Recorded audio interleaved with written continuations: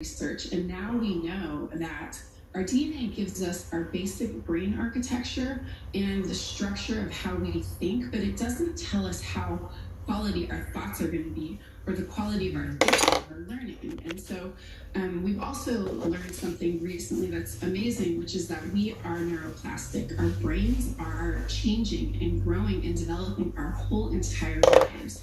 And taking into account everybody's different environment, which is so important. And so then as you're doing that, as you're going through this, why do you come to the conclusion that these conventional assessments of intelligence are really misleading?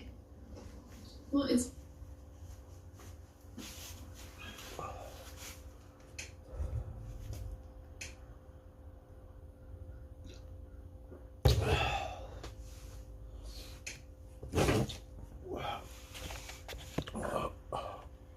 Hey.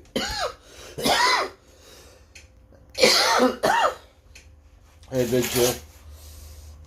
Oh.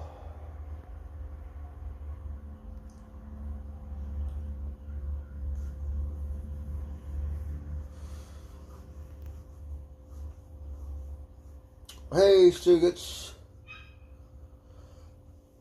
Oh yeah, I worked today. It was a good day. You know, it's kind of weird because if I don't work every day, the days that I do work, it's like you get a little sore. It's very dirty.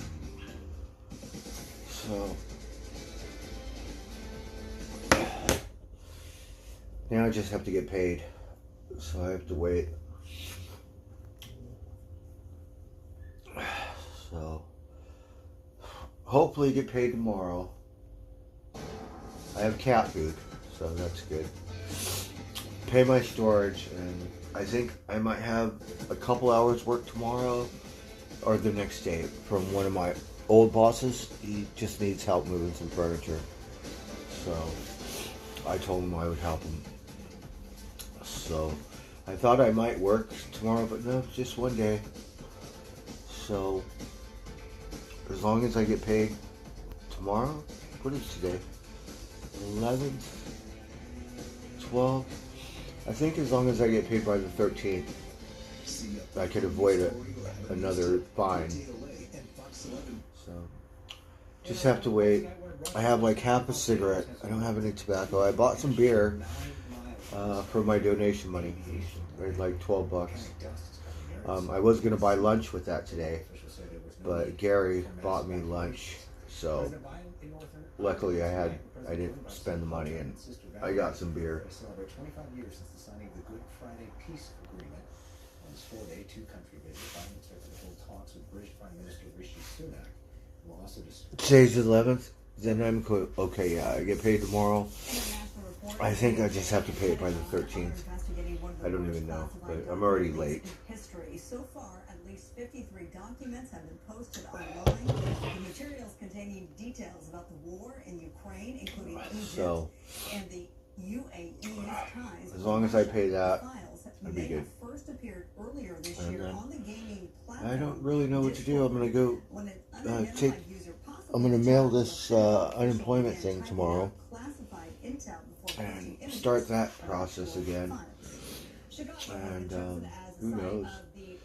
I really wasn't gonna stream tonight because I don't really have anything going on. But I wasn't gonna drink any beer. I was just gonna go to bed. But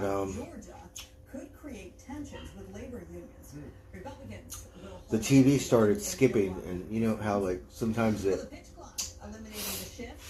won't work properly, so it'll keep skipping and it'll play the it'll be like deja vu, so it'll say something and then it'll repeat. It'll go 10 minutes or 10 seconds back and repeat 10 seconds, and I kept doing that, so I said fuck it, I'm gonna get up and I'm gonna drink my beer. It annoys me. And then I tried to lay down and go to sleep, and I couldn't sleep.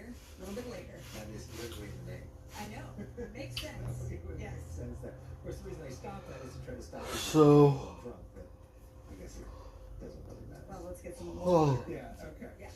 we're watching LA News. Hopefully my weather girl will be on.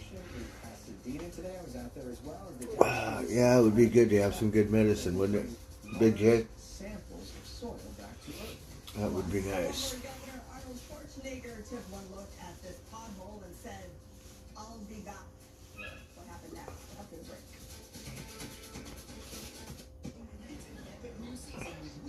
Arnold Schwarzenegger, he made the news, right? So he probably went somewhere and bought some asphalt, and he said, "I'm going to fill it in myself. It's when you're going to get to the Beverly Hills or whatever, right?"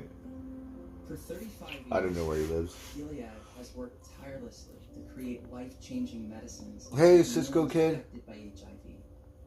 We work directly with communities to advance prevention and treatment. I wrote a song called "Medicine Man" once.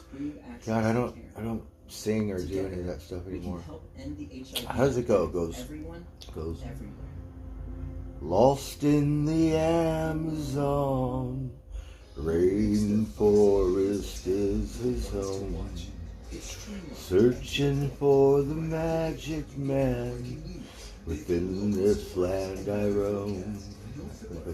Ancient tribal cultures holding on to history, believing in his native land, and phantasm for all to see. Okay. And it goes, enter the doors, trip in the sky. Welcome to my world, and I will come alive. It's all a part of my soul. And it goes, medicine man, medicine man, medicine man. Or something. Oh, that's not my weather girl. I have half a cigarette. Hey, what's going on, Resdell? Charlotte caught your first video today?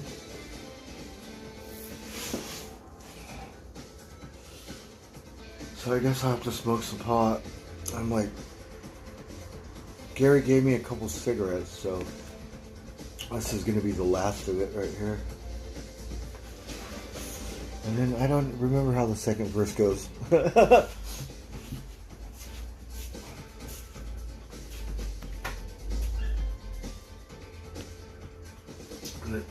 And then I do this weird thing to go,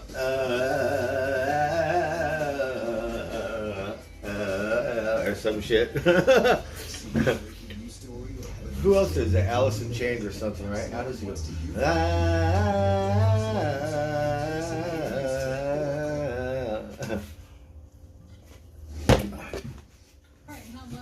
Oh, Michael Jordan sold his tennis shoes for $2 million. Oh, 2.2 mil. That's the winning bid for Michael Jordan's autographed shoe. Hello, He wore kitty. in Game 2 You gotta of wait for 1998 baby NBA stocks. Finals. Baby stocks. According to Sotheby's, it's the highest amount on record for a pair of sneakers. Not even Game 6. All right, today, the top leadership of NASA Mama had a crow. first-hand look at the latest innovations at JPL in Pasadena, including this. So- this is a test of samples. I don't know who had the shoes, but he wore them in, I think, his last game. $2.2 million. Rover on Mars is collecting soil that will eventually.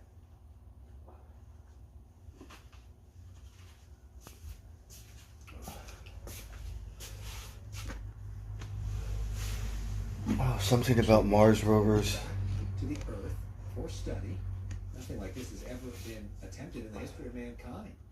On hand today was NASA Administrator Bill Nelson, former senator from Florida and former NASA astronaut himself. I asked him what he thought of today's demo. Well, whenever we see this technology and technology So, development, I didn't feel good when I woke up this morning. I think you feel like you have alcohol poisoning. I didn't drink that much. However, my critics would like me to go on a one-way trip. Return Mars samples to Earth. Joining Nelson and today's briefing, That's from JPL. We have JPL in Pasadena. It's like a Jet Propulsion Laboratory. A lot more on all this coming up tonight on the Fox 11 News. I'm guessing that's what it is. He is a good showman, which is why he was a very successful politician in Florida for a long time. But it's very cool to be out there and to see all of it and how they're going to take the soil from Mars. You would smoke organic catnip? Shoot. Did he get a buzz? Reports from Cleveland. It's just another way people are being taken advantage of when they least expect it. The FBI putting out that new warning about the dangers at public charging stations, which we've seen all over the place. Airports, malls, even on the street. They're convenient, but they can be dangerous because scammers have found a way to break into these machines and modify them with a small device that can access your phone as soon as you plug it in. It's somewhat similar to credit card skimming. So the FBI warns against public charging stations. So even realizing it. Now, cybersecurity experts we've spoken to tell us public charging stations are usually safe and the risk level here somewhat low. But they say there are a few things you can do to protect yourself just in case. Keep your device updated to the latest operating system. Oftentimes they include security updates, so it's very important that you're installing those and running the latest operating system. So they said it's kind of like a credit card thing. So they put this little device in where you charge your phone. Public, who knows, Starbucks, whatever.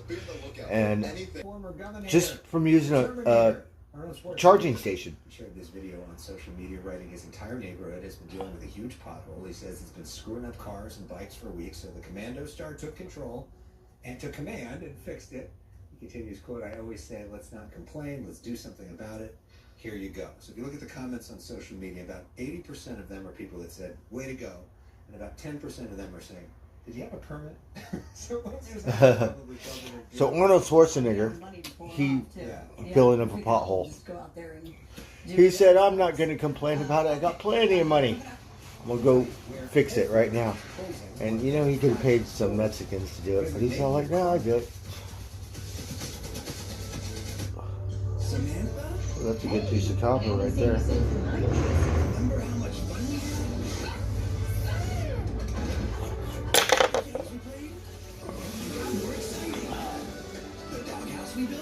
So they said it's like a credit card scammer. So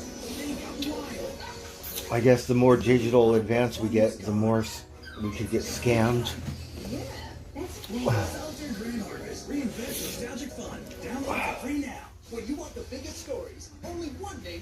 All of LA is going wild. What did I miss? Hey, Kelly. Yeah. I've even talked about feeling survivor's guilt. Oh, a few seconds. Kendall Jenner is getting dragged. We have had furious arguments about this. It shows how's it going, Kelly? Has to do with the actual process. You can't Stugatz, what's going on in LA? Without getting dragged. TMZ Live, weekdays at 4 on Fox 11. For 35 years, Gilead has worked tirelessly to create life-changing medicines to help millions affected by HIV. We work directly with communities to advance prevention and treatment. We I guess I'll drink another beer. Discrimination and improve access to care. Together, we can help end the HIV epidemic for everyone, everywhere.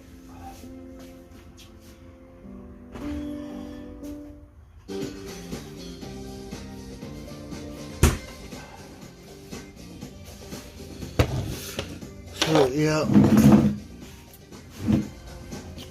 Just have to wait to get paid. I should get paid tomorrow. And,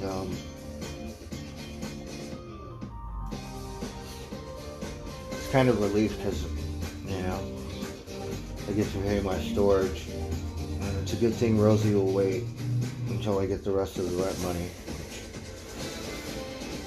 Seems a bit of a challenge. But I have a couple hours work the next day or two. Hello, kitties.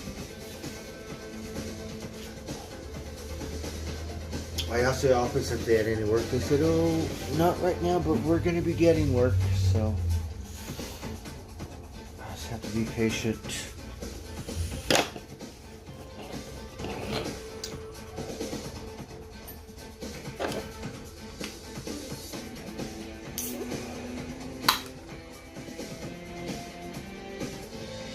breaking news story or have a news tip?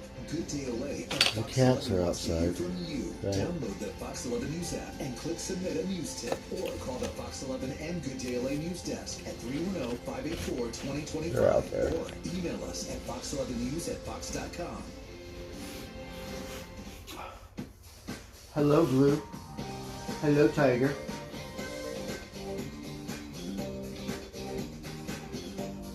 Baby Socks will show up in a little bit.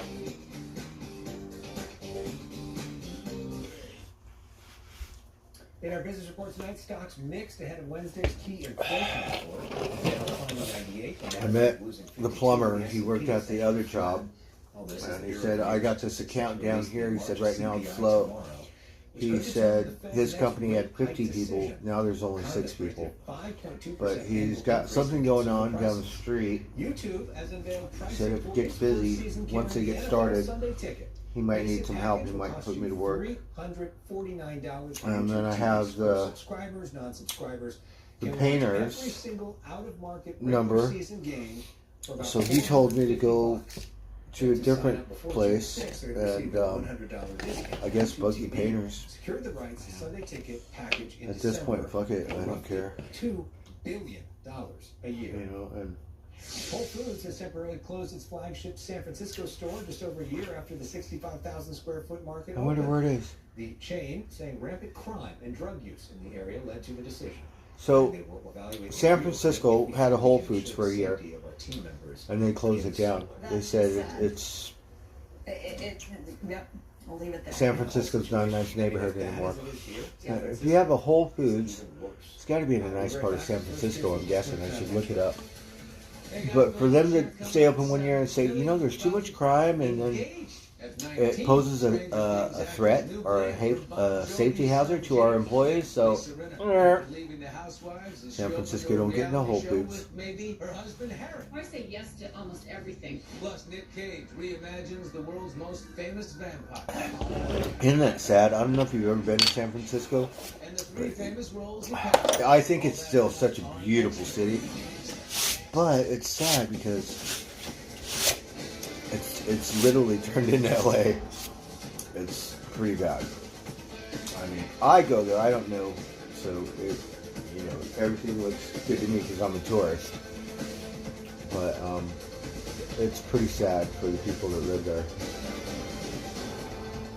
And then the guy, I think he founded Cash App. So he lives in this neighborhood right under the Golden Gate Bridge, right? I think it's a very nice neighborhood. It's right on the wharf or whatever. Yeah, so he came home around 2 o'clock. Someone tried to rob him and stabbed him to death. Right? San Francisco. The news said, well, in the past 3 days we've had 4 stabbings. Right? So, hopefully they can do their job. I haven't heard anything about it, but it's pretty high-profile crime. And, you know, people in San Francisco have lots of money. You know, it's pretty much like living in a $1 million flat. It's got a view or something. You get outside, it's like Skid Row outside your front door now. That's pretty bad.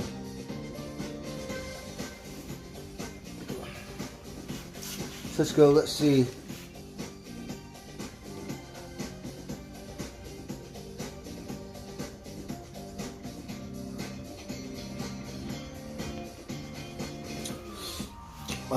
I don't really want to bug this guy.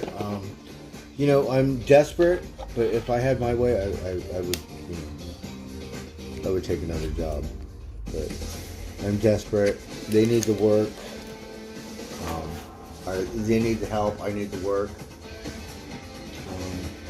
But you know, it's a good thing because I know, because you know, last year I tried to do everything I could, hoping, oh, maybe I'll get a real job. Maybe they'll hire me on. But no, at least now I know it's in my face, and you got to move on.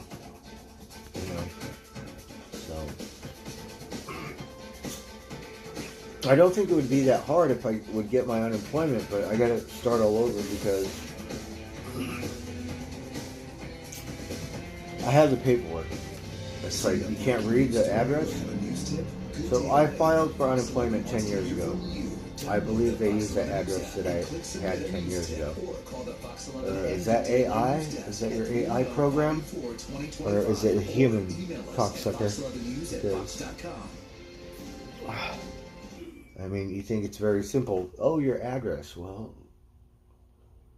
right? You just... Live look right now. How does it work? You go to my address 10 years ago? Which is weird. I mean... A fogged-in So Long I'm going Beach. to take care of that tomorrow. Somewhat.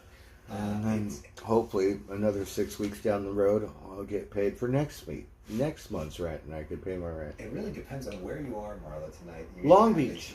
So we got foggy sunset in Long Beach. We don't really get too much fog in LA.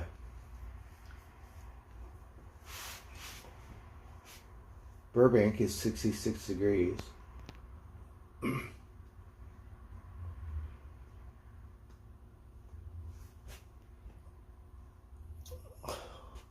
Lucky that Works class. my organs got messed up and my It spine. pierced your liver, though, right? It pierced the liver, but that was it wasn't Well, dangerous. you know, I kind of feel, Yeah, that's fine. because I have no teeth, so hostess, bartender. Amazing.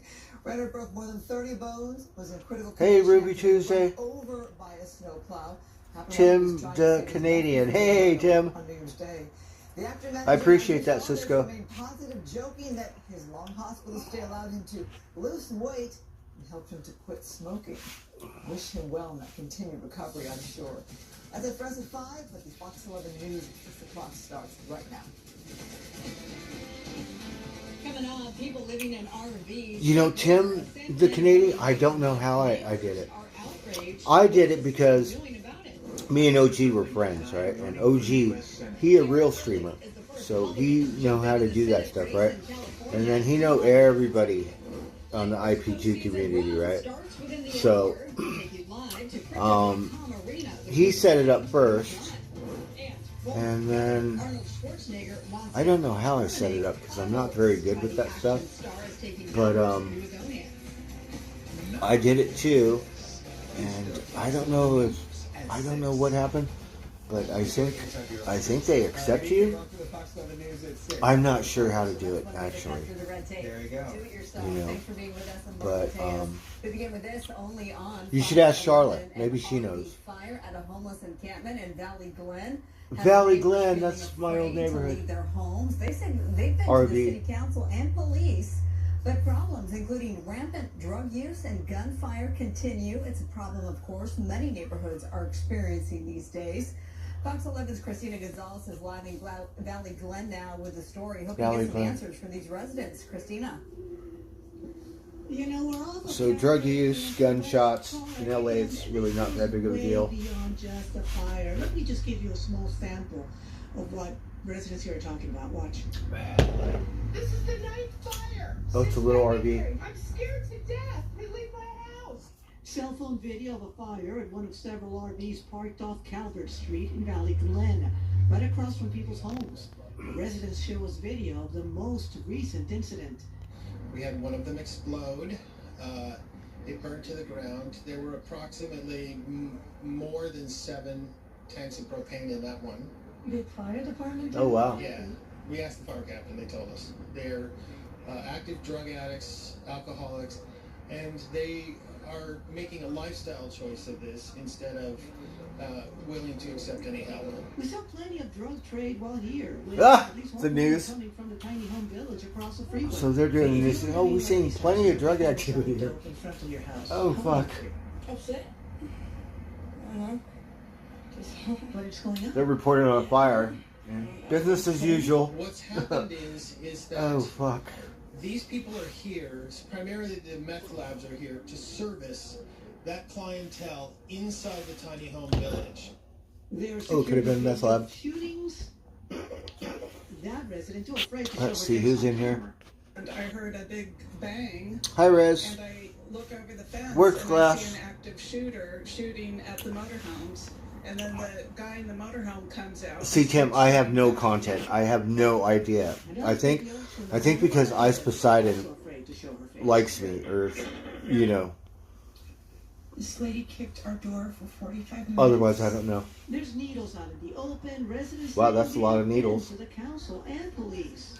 And we keep telling them that Some girl kicked the fucking door for 45 minutes or something. You know what? Open that door and fucking. You don't have to shoot her in the head, but you can shoot her a couple times in the legs. And come on in. The encampment by Laurel Grove Park has been a major concern of this office for many months. But people are scared because you live right outside your door. You got like weekly outreach by the LA homeless. that was just one RV with 7 tanks of propane. So I don't know how much meth they're cooking. To the occupants of the site, unfortunately, at the present They run all up and down. North Hollywood Division does North not Hollywood have sufficient Division. staff for daily enforcement at this location. So And I North can Hollywood, ask you what the officers at North Valley Hollywood Glen. Division tell me off camera that their hands are tied. It's- They can come here out all day, but if the laws that they already have that say they can't be parking It's out in there North Hollywood, can't but be on one side you have Studio enforced, it's not going City, to stop. I even heard from and on the health other department. side you They're have actually telling me that they've been out here because people are dumping raw sewage over the fence. If you and I were doing that in our house, it would be red tagged. But yet they're it's a still really here, nice which is the point city. that residents are trying to make. Christina Gonzalez live back to you in the studio. So who's in charge? Who's in control here? Because when you look at this, That's it feels LA. like we're So just North Hollywood allowing doesn't have its own homelessness city. Like they don't have their allowing own this to police happen department. right in front It's of their eyes. LAPD. The city's getting letters sent to them over and over again, and nobody's doing anything about it. And it is a nice neighborhood, What it comes you know. down to is that there's a set It's in of the different valley. agencies taking care of different angles. Law enforcement could come out here and start arresting people when there's shootings, but if they're told, as I am told they're being told, not to necessarily push the law and not push them unless they actually see the drugs being sold in front of them, then they're not going to be enforcing the laws as strictly as they would be. The same thing with the fire department. Look at the logs of fire departments. They don't call them homeless encampment fires unless they find a homeless person that started the fire. There is an overriding mentality of trying, understandably, not to make it worse for homeless people. But when homeless people are committing crimes, that's a whole different issue. And that is something that the city is going to have to be dealing with, is what these people are saying. They're caught in between all the different agencies. When we hear from a homeowner who says, I don't even want to leave my house because she's afraid that's going to catch fire because of an RV fire, that says it all. So we hope that shining a light helps them get some answers. And Well, what's scary when someone's trying to kick in your door, right? Of course, so many other neighborhoods dealing with the same thing too. Meanwhile, the LA Some City people are Council different, that seems to you be know. ignoring that problem. Maybe, Appointed Heather Hunt you know, to fill the District 10 seat. she's scared to death, you know. Thomas. This She's is not why really the type to some go, civic come on in, leaders bitch, calling for a right? special election. Phil Schumann live in downtown LA with why they didn't call. And then you have to go to court for shooting someone. You don't have to kill them, but I'm sure you'll be okay. And, you know, we don't really have like a Texas law. Texas, you cross that line, or Arizona or some shit, put a cap in your ass for crossing the front yard, right? But California, you have to. They have a weird law where you come inside, but you're not supposed to shoot them unless you feel threatened or something. Fuck that. You come in your house, or supporters of Heather Hutt, you know, cheering the LA City Council's vote that kept Hutt as the start kicking your door. They're on your property. I think you have the right to get a hammer, get whatever you can get, and get the fuck out of here, right? And at that point, I think you could hurt him, but then you have to worry about, you know, whoever her crew is. And you're probably going to have to take them all out, vigilante style. Colleagues to vote for you, that means that they respect you and believe that you are ready to lead. The residents of CD10 in Central and South Los Angeles, home to some 260,000, have been in turmoil since Mark Ridley Thomas was indicted in October Just Barry, hello. 2021, later suspended, tried, and recently convicted. Today's motion to keep Hutt, a longtime political staffer, in that seat for now, rather than call an expensive special election, was championed Hey, Brian by Heffen. President Paul Krugman. How's it going? A vote against this motion is a vote to take the voice of 250,000 people away. The lone vote against the appointment from Councilwoman Monica Rodriguez. So today, colleagues, I will exercise democracy. You know, I don't know how to get on in IP2. making sure that we have a consistent process in place that allows the people to determine who their elected representative is. Hey, Carol Law. The Rosie's on a whole different thing. I don't know what it is. And The special election would have left the district in legislative limbo again. from what I understand, IPQ is a little toxic. Right? I don't know about the. I really don't know. You know, I stream, but I don't consider myself a real streamer. Because desktop. Oh, let's drink a beer. Oh, let's look at the bot. Right? But one like no girl. Like, what kind of fucking content is that? Right? And the vote by Rodriguez against this was not a vote against Heather. Let's act like an asshole. A vote against the process appointment rather than the special election, which Paul Krikorian and his colleagues on the council felt would have been too close to the regularly scheduled election for March of next year, so it wasn't worth all that disruption in the council district. Alex Marlowe? To use the phrase that you just said, legislative limbo. The other point that Paul Krikorian made today was the 6th district. We don't want another district that is left unrepresented because since Noreen Martinez stepped down, that's in fact what's happening there. Yeah, Noreen Martinez, the 6th district, hasn't had a voting representative since October, but nobody seems to be too worked up about that. In fact, the turnout for the special election last week was anemic. So that's why there's not a rush to special elections. They're expensive and the turnout is extremely low. And so that's one of the reasons for waiting till the regularly scheduled election. Yeah, some $7 million spent on that election last week, Phil. Thank you so much. Meanwhile, big Hollywood news here. Members of the Writers Guild of America began voting today on whether to authorize the union to call a strike if labor talks with Hollywood studios break down. Vote will continue through Monday. The Writers If Guild. approved, WGA will be authorized to call a strike once the current labor contract expires on May 1st. WGA is pushing for increases in residuals, particularly over streaming content. Superintendent, that is how Louisville Police Department's deputy chief describes the two responding officers. Yeah, we're just chilling. Downtown bank yesterday morning. Today, those officers' body. I guess we'll smoke some pot. I don't. We do need to I have like though, this is the moment cigarette butt, so you know I'm addicted to tobacco. So let's just drink this beer and try to get some rest. I have no plans for tomorrow. I might work a couple hours. I'm not sure.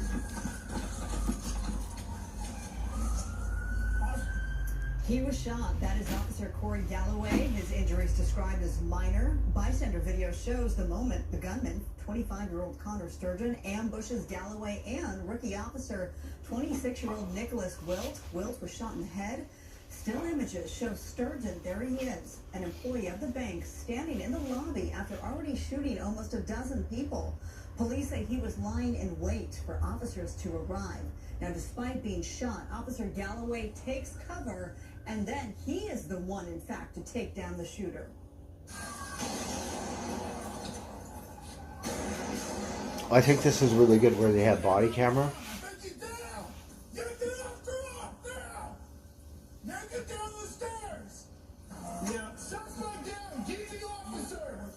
You hear him yelling for his fellow responding officers to tend to Officer Wilt. Wilt had been on the job for just 10 days. He's being hailed a hero for approaching gunfire without any hesitation.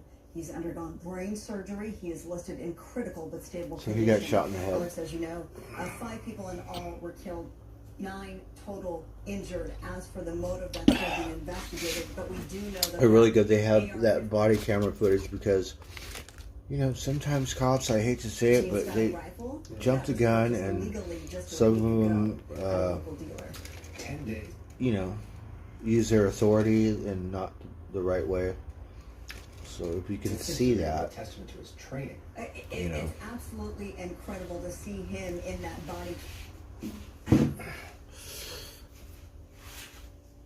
It gives you a little perspective of, you know, what the fuck is really going on. Baby Socks is out here. Blackhawks beat the Penguins. It was dreary, no sunshine at all. A little mist out there as well, thanks to the Hey, onshore you flow. go And outside, very you little shits. shallow marina Hey, up baby in sock, you inland. come inside. We saw Go lots of outside. sunshine and the warmth. So yes, as I like to say,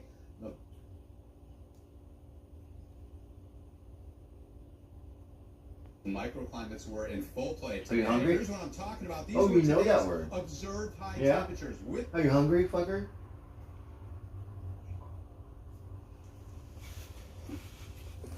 the fog at the shore. The persistent onshore flow after the So it was across the 80s. Chile. Woodland Hills always Water gets hot. temperatures, near the coast are averaging only Downtown was 50 68. Beach popped off into 60 degrees. So I lived in Topanga Canyon, and we're on a hill, right? It's like Mulholland. It goes all the way, basically from Hollywood all the way to the beach. Woodland Hills. So on the other side, when you go to the valley, you have Woodland Hills, and for some reason it gets pretty hot there. And then on the other side, you get to the beach, and Topanga Canyon is so small. It's got like it's got its own beach, but it's like a little hole in the wall, so you'll miss it if you don't know where it is. So basically, you're in Malibu or the Palisades, and then In the high country, 61 Apple when you go to the valley side, you either go to Calabasas or you go to Woodland Hills. Then another warm up if you're heading out. Hey, didn't I say go outside? Yeah. So I am glad that I did live in Topanga. So I got a feel for it and experienced it. And when it comes to LA, I think it's a good spot because you're not in the city, and it's just a couple miles from the beach. Well, AB 1314 failed the Assembly Committee yesterday. The Chino Valley Unified All right, let's see what's going on in the Bay School Area. District endorsed the bill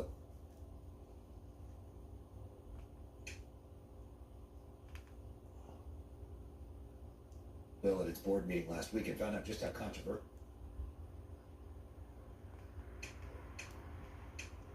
I don't know why I still watch LA News. Justin, hello. Gling. I was watching the news from LA, but Gling, but I wanted to see my weather girl, but I don't have the patience. So now we're watching the news for San Francisco Bay Area.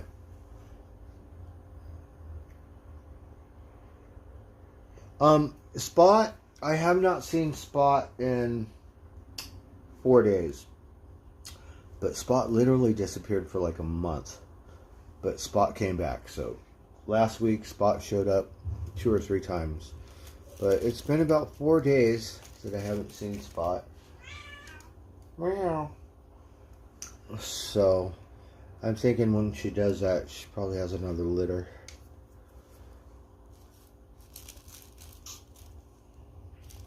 Hey, you guys need to go outside. Don't piss me off.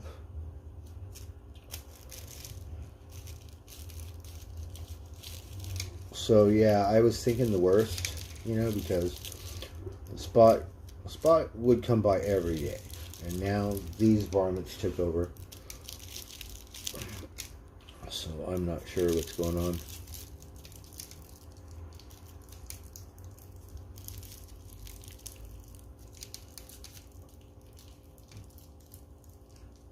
Oh, you like Blue?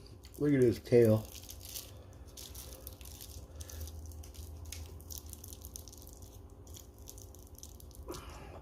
Yeah, Spot is back. I was, hate to say it, thinking the worst, but Spot came back. Now this fucker right here comes inside, but won't let me pet it. I could maybe pet it. The air Right? for San Francisco should be at 63. Why do you act like a little shit? Degrees. Meanwhile, Meow, the yeah, summer- you. Meow. Meow. From allergies with that breeze to windy conditions. Let me feed him, so leave me alone. Share the pollen around, and if you suffer from allergies, it is the tree count that remains on the high side. There's a No more meows. extended forecast for peak performance for Thursday, seasonal on Friday, and dry conditions through your Sunday. Make it a great night. Thanks, Roberta. When UC Berkeley has a new resident on campus, a Falcon chick.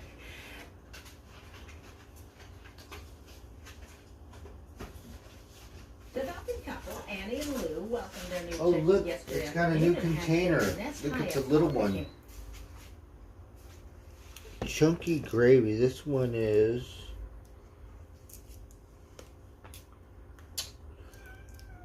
I don't know, but look, they put it in a different packaging. And the whole thing was 2.75 ounces. drawing people from all over. Watch out.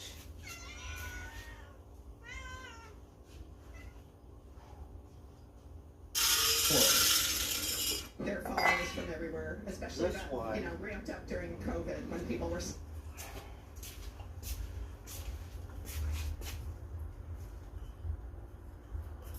So they're cutting back.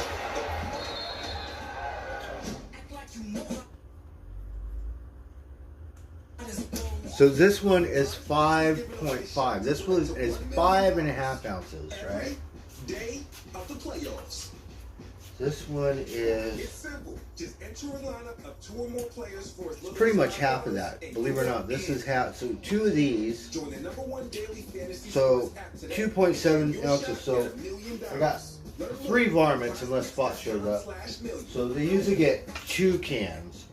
So one of these, or 2 of these, is one of those, right? 2, 4, 5.5. So we got to give them 4 of these. Darn it.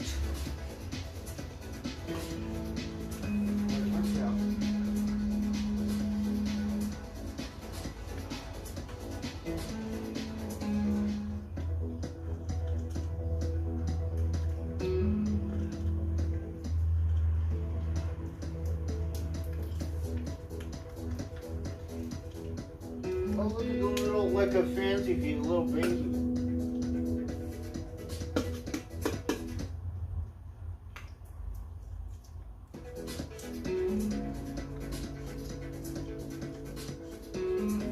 Oh, they're hard to open.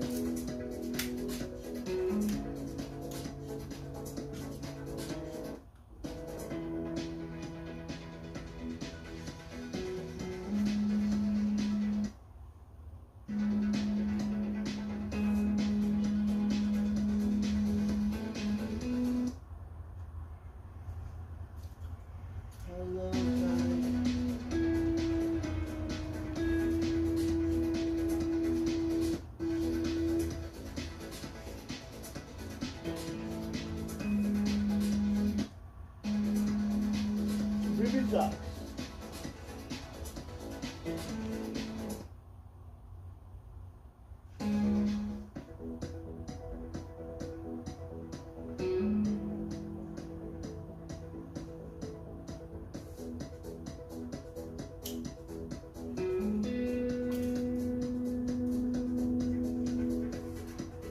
Alright, hold on, we'll give you one more.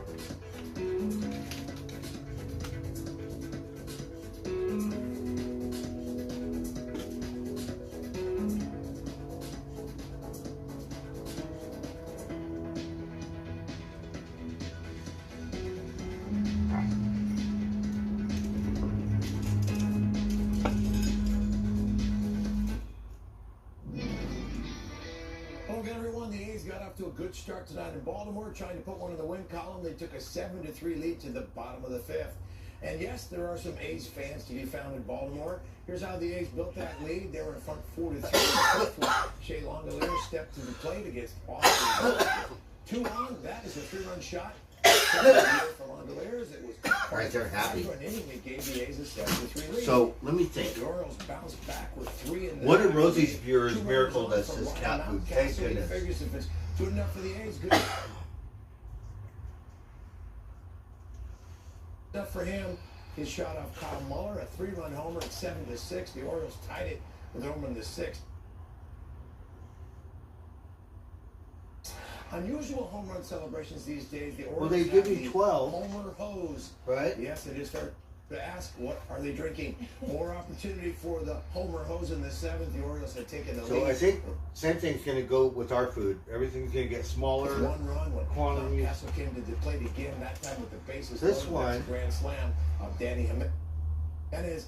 All Mountcastle did was go 3 for 4 with a pair of homers and 9 RBIs. Ocean The Orioles win whitefish and 12-8. tuna, The A's are salmon and 9 ocean fish, of their 11 and tuna and games salmon. this season. So they get. And star power, not something the A's have in abundance, and they. This one's will be whitefish and without one tuna. of Oh, the guys yum, they have to yum. Consider a star for 4 to 6 weeks. Seth Brown strained his left oblique on a swing Saturday in St. Petersburg. Brown started 8 of the A's first 10 games after a season in which he had career highs in home runs and RBIs. He's been replaced on the roster by Kevin Smith, who's been called up from AAA. The NBA's play-in So tournament that's pretty is good. I think underway. The big one tonight is maybe the we'll just give them 3. They could Already all in the eat books is one. The Eastern Conference game. And then they got Trae the Young dry of the food. Hawks at Miami. The Hawks took control of this game. Young in the lane with a floater that goes for 2 of his 25 points. The Hawks have 18. I cannot think of the name of The who Hawks kept it going. who donated it. Darn it. Jalen Johnson lobs to Onyeka Okongwu for the jam. The Hawks nailed down the number 7 spot with a 116-105 win. They'll now meet Boston in a best of 7.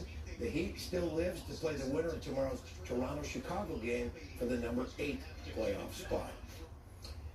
I would usually make them wait, Assistant coaches have had but landing elsewhere. I don't want them coming Teams inside, looking to so just duplicate feed them. Golden Then they'll State's success disappear. the last Bye. 8 years plus. The latest one could be Kenny Atkinson. The Warriors have reportedly given Atkinson permission to interview for the Houston Rockets head coaching job. Atkinson was the coach of the Nets in the 2019 season when they put together their first winning year in 5 years. It'll be a project for whoever gets that Houston job. The Rockets tie for worst record in the Western Conference at 22-60. So at least I could give them maybe one of each, right? Go on diet. Except Baby Sock's tiny. Baby Sock's here to gain weight. Where have you gone, DeMarcus Boogie Cousins? After 13 NBA seasons with 7 different teams, Cousins was not on the roster this year. The 4-time All-Star has joined the Guaynabo Mets of the Puerto Rican National Basketball League. Boogie wants a shot at rejoining the NBA next season. One of his 13 seasons was with the Warriors. The U.S. women's soccer team tuning up for the World Cup this summer. Becky Sauerbrunn honored in her hometown of St. Louis in a friendly match tonight against Ireland. So thank goodness, right? Because I didn't get paid today, and if gets a finger on the ball, but can't keep up from finding the net. The U.S. makes that goal. Stand up for a 1-0 win. I can't remember the name, but if Rosie's friend did not donate this food, my cats would be starving. I would probably be mental, right? Goes by Radical Granny on TikTok. Radical Granny has 32,000 followers, and she turns 90 next month.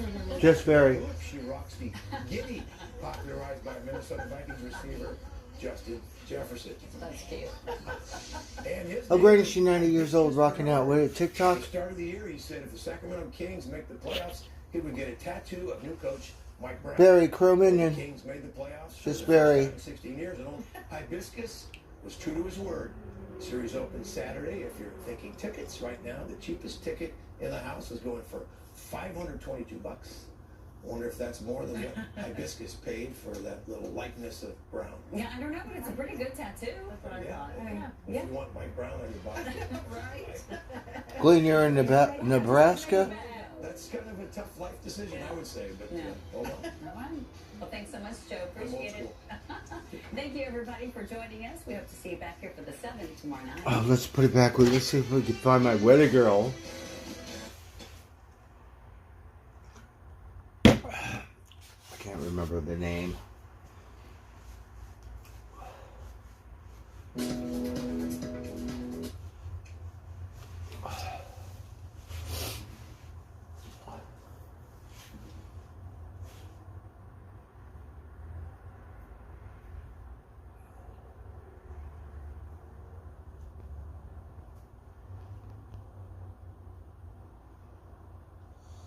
Oh, that's who it is. Shimei. Shimei? That's who sent it. opportunity in your own building to take care of business. What's right exactly in front of you. You need to see. Yes, Charlotte, that 2 cents that Chimay did. Is, that's a great ball club. They're down a few guys. So thank you, Chimay. They still right. have a lot of firepower in the lineup, so we definitely need to come out, active, aware, alert. I think that's one of Rosie's mods or something. With what's going on during the course of the game, and we need to be initiators, not the responders. I have a cigarette butt. Marlon Ellis, both Anthony Edwards of the T-Wolves and Carl Anthony Towns, Hopefully who are Spot in the lineup, comes, are both right? capable of scoring 40 points tonight. So this T-Wolves team can give the Lakers a game, although they're missing 2 starters. So the Lakers have to be ready for the get-go tonight. Gerard, taking care of business, the perfect way to phrase this. We will have highlights from you coming up tonight at 10 o'clock. Hopefully talking to the guys in the locker room. So that was very nice, because look, she's not just bought one, she bought 3 of them, right? 1 for each cat, right? Overdose victim is doing to prevent others from suffering the same unimaginable tragedy. And later, a warning from the feds about recharging your devices in public. Have we seen this? What about my weather girl? This is Carl. He never really thought much of his credit. So if you live in a big city, like LA or the Bay, New York, Chicago, one of those big cities, right? You probably wouldn't want to go out and charge your clothes in public anyways. And when it came time to buy a home of his own, So do they have those at restaurants or? just in time. Oh, it's hard for me to see. Download the free money app where your hard work pays off. Can't decide what to watch? I'm offering you 56 channels. Sometimes it's better to watch. Well, I pretty much, I check the mail and I'm here, so, Download the Fox 11 News app and click Submit a News Tip, or call the Fox 11 and Good Day LA News Desk at 310-584-2025, or email us at fox11news@fox.com. it's always good to have someone there, right? Because if I'm not here, most of the time Rosie is here, right? I don't want to be too paranoid, but, there are a lot of thieves in the world, and I would like to,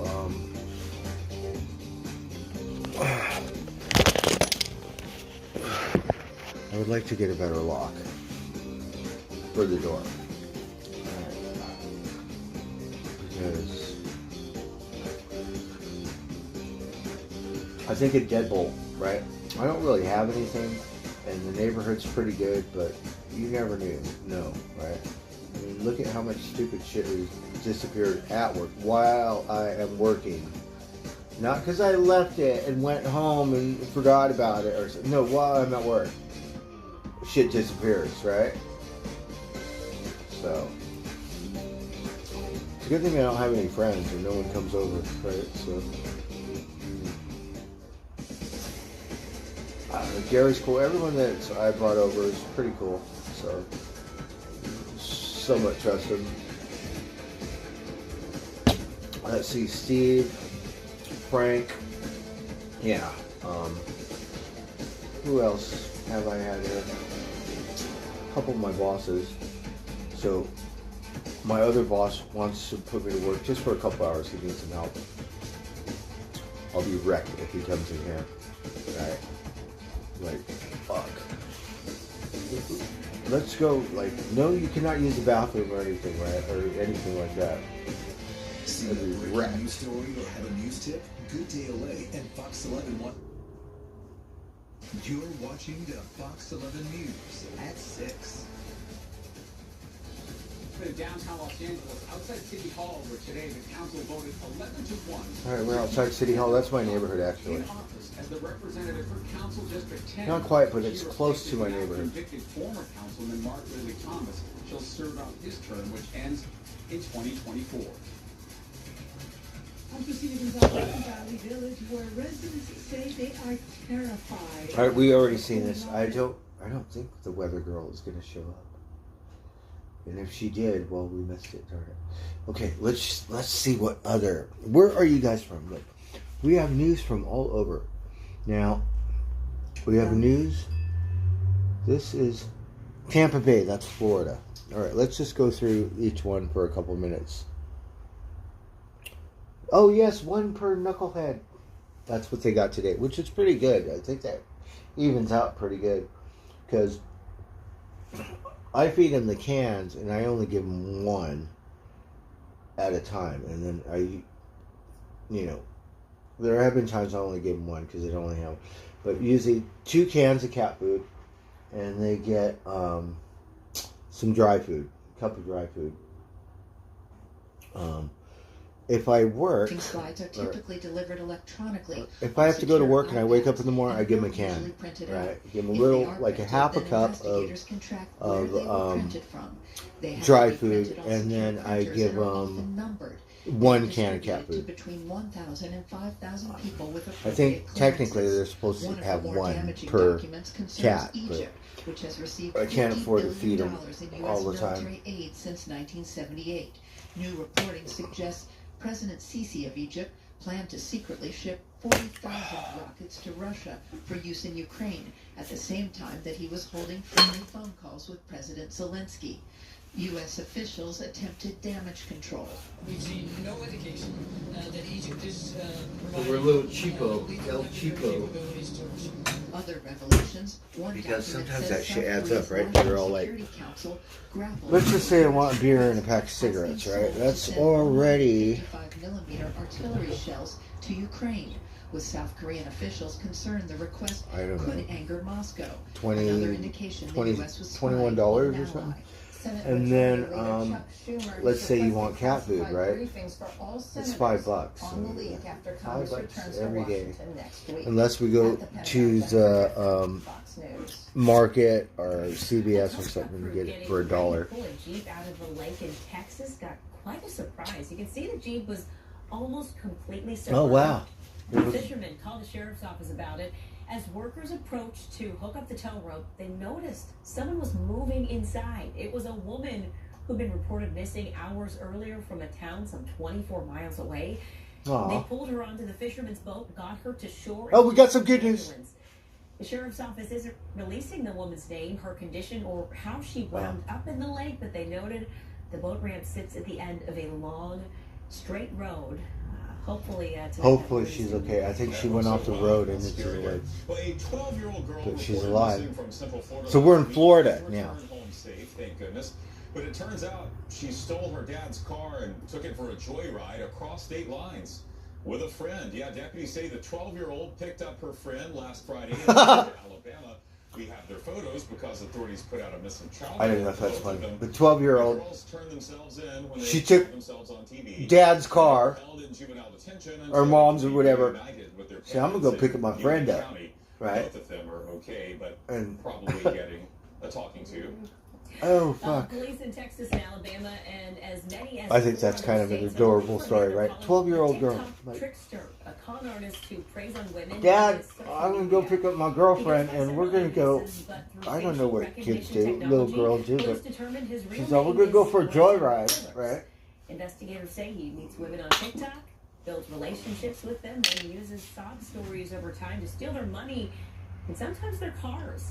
He's been convicted 3 times in Texas for theft, fraud, and forgery. Texas, look how authorities different. say he's done worse than that. TikTok meets people and takes their cars. And he is somewhere right now under a false name with another lady, and they have no idea. The person next to him, one is a scam artist. He's a prolific con artist. He's also wanted for the rape of an 11-year-old boy out of Texas. The police Oh, say and he once raped an Fillers 11-year-old scans boy. he Are you ditches his kidding me? phone and changes his names online. Aren't people Well, a just federal judge out has there? denied Theranos founder Elizabeth You're like, Holmes' request to remain free oh my on God. bail as she appeals her conviction. Last year, a jury convicted Holmes on 4 counts of defrauding Shouldn't be so investors over a judgmental. startup tech Like- company that promised simple, accurate blood tests that were supposed to be able to detect a number of diseases. Turned out to be a scam. Holmes' lawyers argued that she is not a flight risk because she So has 2 that guy, children when you and see him, she's not a threat to the community. right? The judge didn't Be buy all that. like, So she now has to surrender on April 27th to begin I her better shut up. 11-year prison sentence. Okay, remember how much of a disaster that fire Right, that could be was? like Well, a apparently, justifiable, organizer Billy McFarland right? didn't learn his lesson. He now wants to hold a Burial fire or fest something? too. McFarland previously admitted to defrauding investors in the original 2017 event and was sentenced to 6 years in prison. But he's out now, and he has been making kind of a publicity tour, apologizing. Look, everyone's about news is different. This is scam. Florida. As far as the location or date of... That's why we don't like watching like Detroit, Philadelphia, all these other, even San Jose. Like, no, fuck that. It's just like depressing. LA news seemed better news today. Oh, the RV, bunch of drug dealers caught on fire. That was the highlight. Just to say that they were part of the second disaster. Yeah. Buy the T-shirt. Just pack like you're going. They said we got so many homicides, we can't put them on the news. Cheese sandwich. Cheese sandwich. Yeah. Maybe he brings it to Florida. Maybe. We'll see. Yeah, I mean, lots of good spots for it as long as, you know, he makes it worth people's money, worth their while. Don't rip people off. But other news stations, to a Lowe's store looking for tools for a special project. And they walked out with I love New York, right? Because this employee is you know how Southern got that Southern hospitality? The same thing with the news on New York. Like they all come together and, you know, like positive and stuff. But you know it's hardcore. Whatever parts of the year.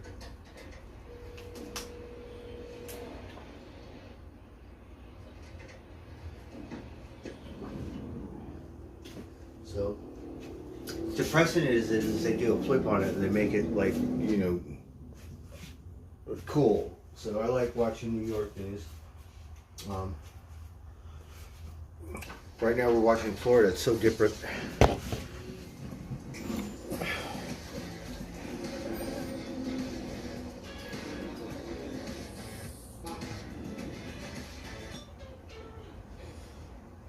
Oh, you made your chili? That's awesome. Why you became a nurse. You want to help people. And girl, you're just... People are scary, right?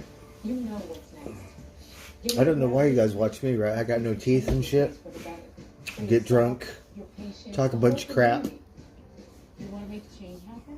Walden University is all about change. What's the fucking depressing news? Walden University. All right, let's see. What else? That's Florida. A little taste of Florida there. Tampa Bay. Now we are stepping it up to... Oh, we already watched the Bay. Detroit. So let's see what's going on in Detroit. So if you guys live anywhere around here, you know, we know Patty Love is down there in Florida.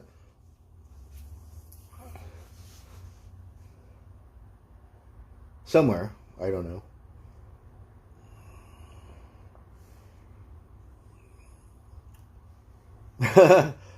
Good chili.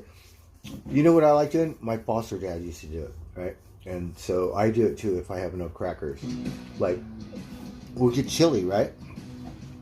And if we have crackers, we just overdose it in crackers. Kind of like Parmesan on spaghetti. Like, where's the spaghetti? Like, oh, Parmesan, right? Same thing with crackers. And then crunch it in.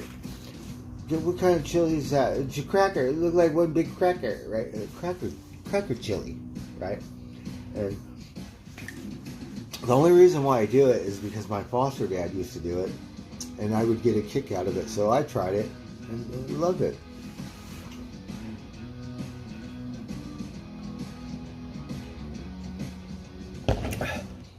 You're like, no, you're not putting all those crackers in my chili.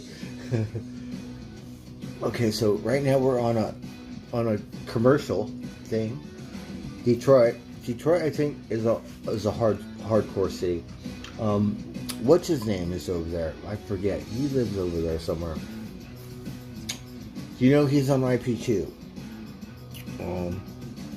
Shoot, what's his name?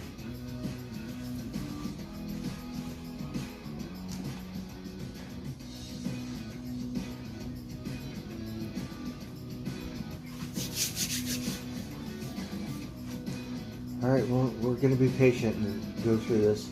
So it does a loop of whatever, like, this they show the newscasters on their commercials. Problem solvers, I have no idea. There's a number. So I think it's a commercial, kind of. For the Bay, they play all these beautiful scenes, you know. They show kids, they show dogs, they show the bay, they show the forest, they show people kayaking, running, and so pretty cool. LA is different. Their commercials, they have all the numbers for the different Fox things. Like I could call, yes, I don't my weather girl. I want to talk to my weather girl, right? Bug them, give you all these different numbers. It's easy to tell an officer that you have to run towards gunfire. It's another thing for them to actually do it. Louisville police released dramatic body cam of their response to yesterday's deadly bang shooting. One of the responding officers, a rookie, was shot in the head critically wounded before police. That's so sad because he just got on the job like not even 2 weeks. From killing more people. But good job. Pure total hero. By staying there, staying in the fire, and going back inside the scene. And his partner keeping themselves in danger was like a done deal too, but I don't know if he got hit, but he acted like he got then rolled down and then was like focused and then took that fucker out. And the other guy was really cool, calm, and calculated, right? I think very educated and kind of nerdy. Mass shooting at a Louisville, Kentucky bank that killed 5 shocked much of the nation on Monday. I think he kind of flipped. I don't think losing your job is the reason to go do that stuff. You can't do that stuff, right? Maybe the Chinese putting implants and brainwashing people, like, and saying, "Look, America's the only country that does this," and we're all like, "What? How come we're the only ones?" Because them Chinese probably got some other thing other than COVID and fentanyl. They got something out and they go, "Look, playing games. You're fucking king of China." And we take brainwashing somehow, like nano or bio, some shit. 1 in 6 say they've personally seen someone being shot. I'm standing here because it doesn't make any fucking sense. Person who's been in a school shooting. Demonstrators descended on the Tennessee Capitol on Tuesday, a little over 2 weeks after 6 people were killed in a nearby school. President Biden wants Congress the BLT sandwich. for all firearm sales. How about BLT sandwich and chili, right? Immunity from liability. Neither is likely to pass the Republican-controlled House. What we'll do is make sure. So the cats, they just ate. Bye. We'll see you later. See if there's anything that we can change. With no viable legislation emerging in Congress, any new gun control laws would likely come at the state level. All right. So this is Detroit. Are we near Washington D.C.? It sounds a little different here. Where is Detroit? Detroit is up north near Canada, isn't it? Detroit, Michigan. So you have Illinois. Michigan's up there somewhere, right? I need to get my atlas. Program that uses autonomous robots to fight crime. Autonomous robot crime fighter. 2 officers. The robots will be placed in Times Square subway station beginning this summer. Another pilot program involves a GPS projectile device that attaches to fleeing vehicles, and then there are diggy dogs, which I assume that is right there. Look, a doggy robot. Oh, New York's going to put robots to work. I think they were going to do that in California, but they said, no, we don't want no fucking robots. Police department robot. New York said, fuck it, right? They got one that looked like not C3, but R2-D2. A little different shape, right? Like, whatever. You can put them in the subway and, like, I don't know how it can work. The other one's like a doggy, right? Like, you know the doggy can bite you, right?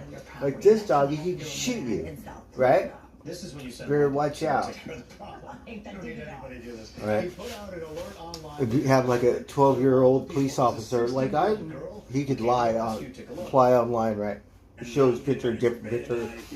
Be all like police officers and all like working the robot. Right?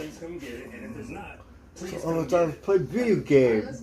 But we got bad guy. They'll say, oh, it's a huge snake, and then you'll get there, you'll take a look, and it's literally 2 feet long, and you're like...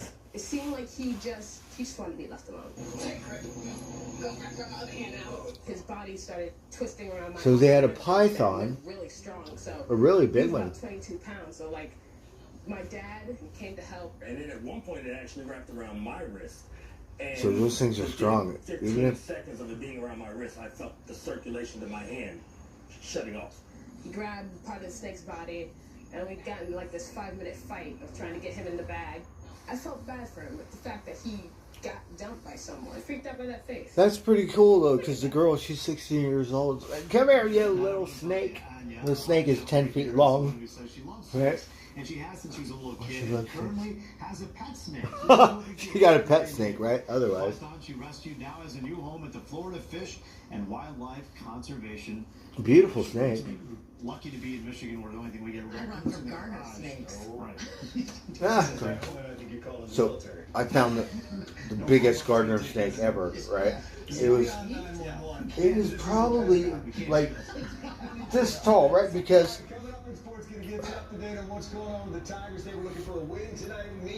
we're at work, but we had a job just helping, you know, gardening or whatever. So the granddaughter, right? The granddaughter, little kid, she only this tall, right? She said, I want to see the snake, I want to see the snake. Okay. The snake is bigger than the kid, right? And the brother, he's smaller. He's scared to death. He's like, ah, right? And then the little girl, I forget her name, my memory. And she's all, let me see this. Let's see. And she's all like, no fear, right? And a little kid. The other kid's ready to cry. He's ready to take a shit. He ran away, right? You better pay attention to your older sister.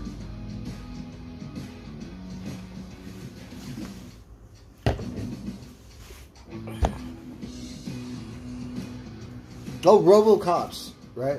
We should see if that movie's free. Diggy Dogs, is that what they're called? So we have another commercial. They said New York, right? I was going to start doing that stuff. So you know all the other cities. You're going to go, okay, New York, right? And then, I don't know, how long do you think it'll take? 10 more years? Where the robots would advance? Say, we don't need humans no more. How long do you think it'll take? 10 years? 20 years? Or do you think they'll save us? Okay, another commercial. I don't want to hear it. Let's keep going. Let's find another one. This one is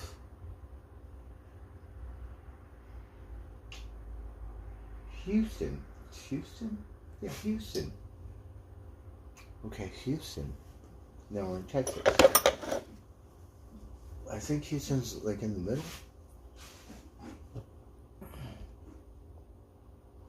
Does it need to be plugged in?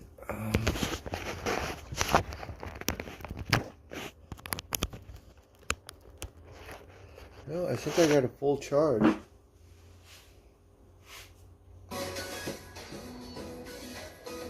From Indian, you're from Arizona?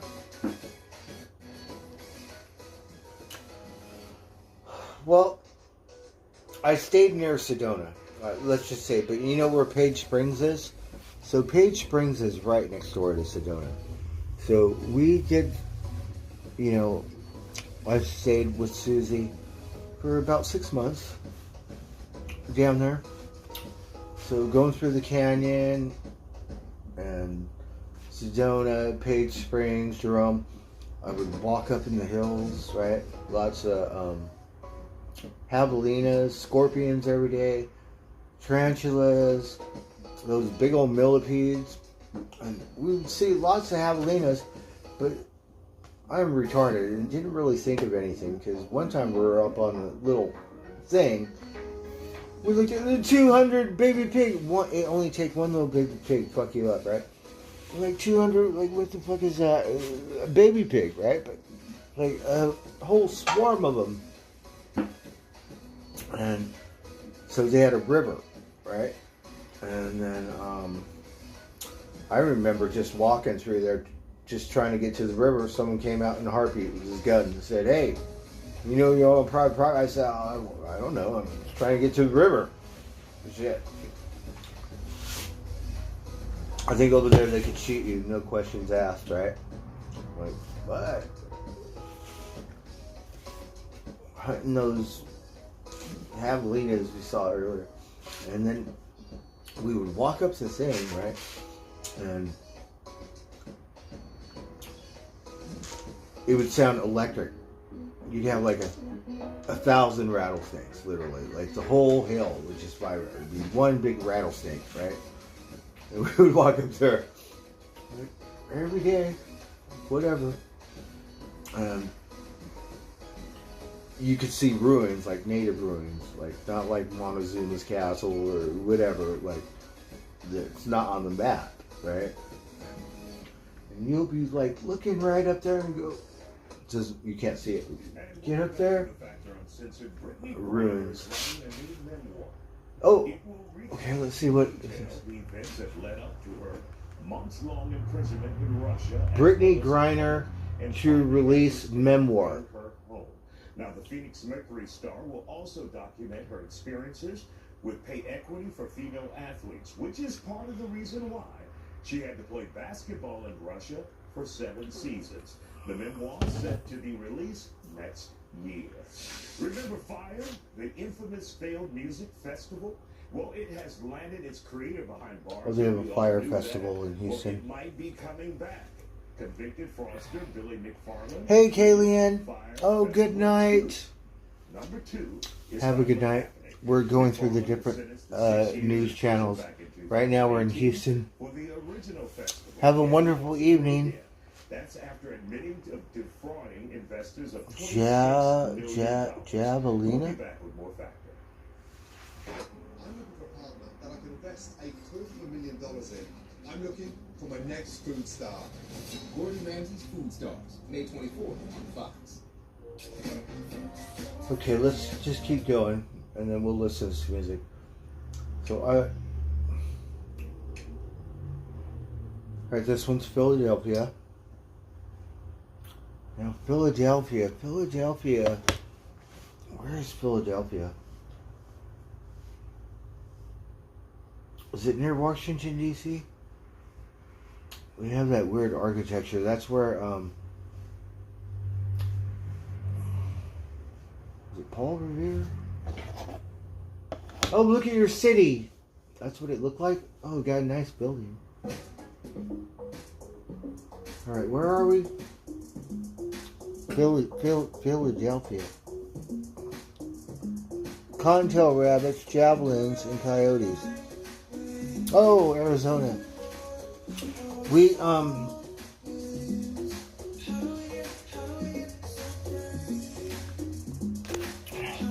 didn't really see a whole lot of, coyotes.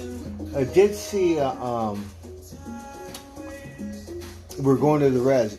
So we'd go to, Havasupai and, Bend to Hopi, Bend to Navajo, Tuba City, and so we're headed to Supai, right? And my friend, he has a van. This big old elk, he came out of nowhere, right? And he just like stood right in the middle of the road. He's bigger than the van, right? All like, and then he just looked at us, and then he's all like, whatever, and then he kept going, right? Beautiful elk. And then got lots of horses, you know, people let them go, and cows. You got all such up cows that people just let get away or something. Got free range cows.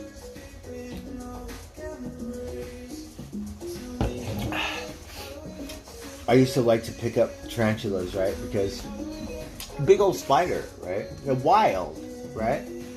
You get play with them for a little and let them go. And then the scorpions, literally inside, you have to get a glass, and then you have to catch the little fucking scorpions every day and put them outside. Yeah. So that's a little bit of a challenge, you know. Not a lot of work. Welcome back to the feed at 9. And tonight's the final feed really is no tradition. Is Grandma having the time of her life?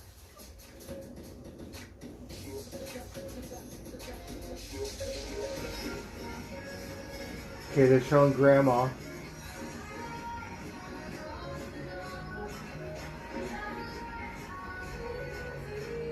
All right, Grandma. I love that she was showing the boys what she got. Right? Grandma goals. Right? She's like, I raised my baby. Now it's time to have the time of my life. I'm free. That's the final feed right here on the Feed at Night. So don't worry, we'll be right back here tomorrow night. So we'll see you then. Oh, that was pretty good. They showed Grandma. She was all boogie and woogie. The Miracle Man, Jeremy Renner. Walking with a cane, signing autographs. His new sit-down with Kimmel about cheating death. This is ridiculous. Oh, is that the guy who got ran over by a snowmobile or something? What a sight. Yes, it was like magnetic. Why he plunged into anxiety and depression and his relationship with Raquel today. What I did was completely wrong. Newly single, Taylor Swift's dinner in New York. Oh, I need a job. We don't care if you're single. $6 million. Play on, America. Oh, we missed it. The winning numbers. All right, where are we? Philadelphia?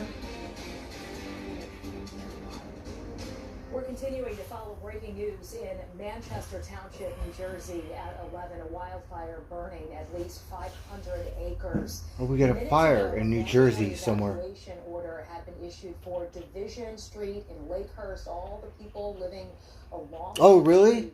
Sky Fox live over. Wow. Oh, you saw the Super Mario Brothers?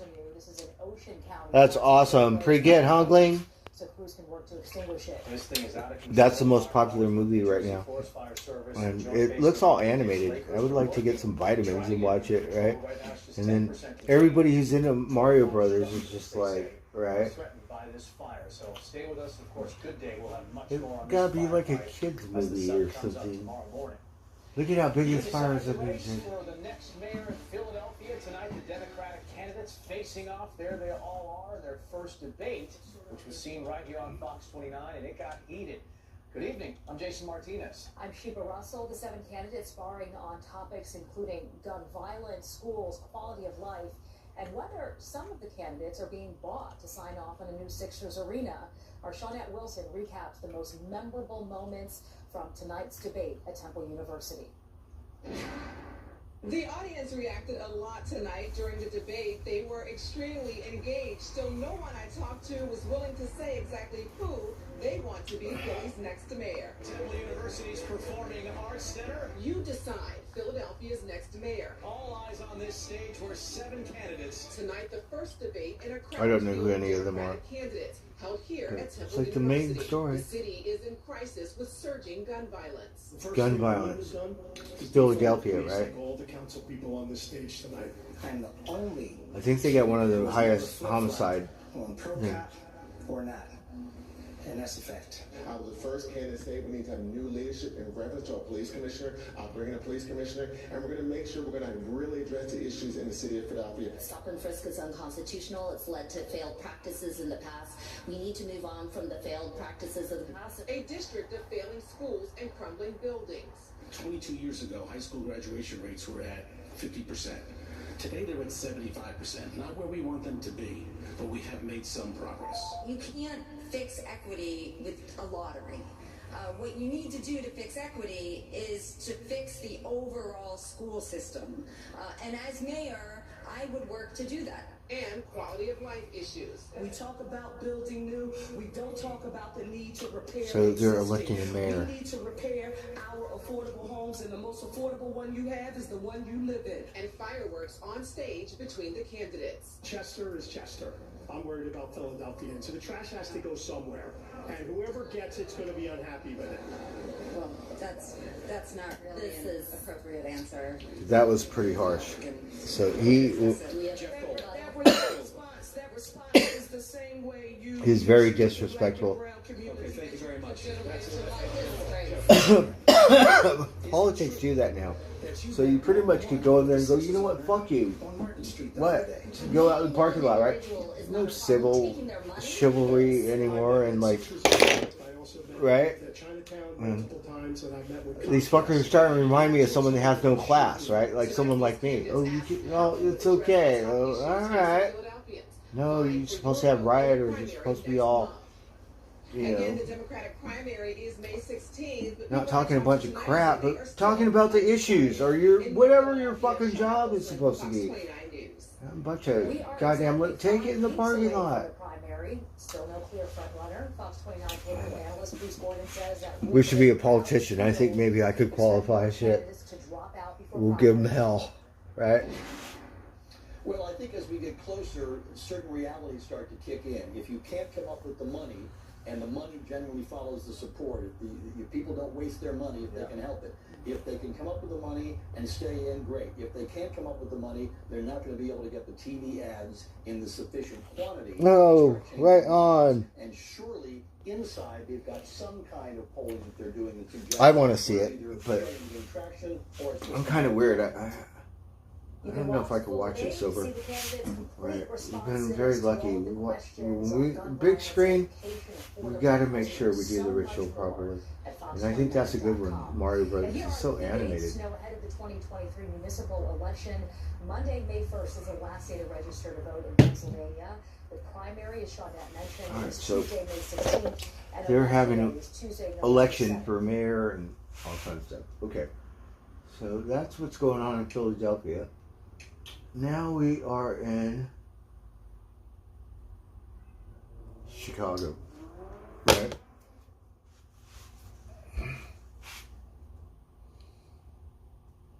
Not like the 90s indie games world.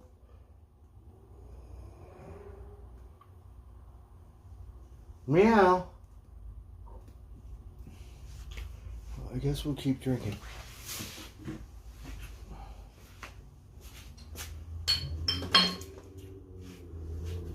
You drink too much and then it makes you feel like shit and you keep drinking, isn't that just retarded? You're like, can't even really enjoy it.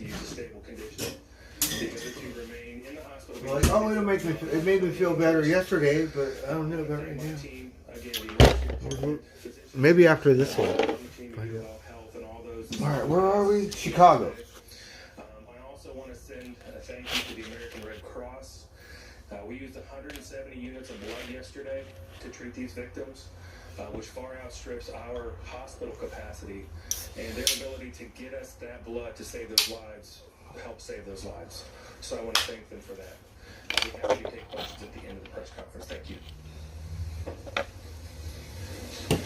Thank you, Dr. Smith. Now for a brief update on some information about things that we've learned about the events and the assailant yesterday. I'd like to call our Chief of Police, Jacqueline Gwynn Villaroel. We're at Louisville, so it's all Fox, but every state gives you a different little report of in this incident, whatever the news story is. Current employee with Old National Bank. We have also learned that he purchased the weapon used in this tragic incident on yesterday, on April the 4th. He purchased the weapon legally from one of the local dealerships here in Louisville. We have executed a search warrant on his residence, and we have recovered items, and we cannot get into specific details on what we recover at this time because, again, the investigation is ongoing, and we want to make sure that we're providing accurate information. The family deserves that, and the community deserves that. We also would like to share that later on this afternoon, we will be releasing body-worn camera footage of the incident. And so that information at the time will be released to you and the location, so everyone will be privy to that information. Thank you. Thank you, Chief. This must have been earlier today. We need to acknowledge that a tragedy like That's this Kentucky, I believe. affects everyone. I've already talked about some of our first responders and colleagues in Metro government. Thanks also to the faith leaders. So this is earlier. Officials provide update on Louisville bank shooting. All right, let's see what else. At Chicago. Now we are in Orlando. So we're back in Florida. First one was Tampa Bay. I believe that's Florida.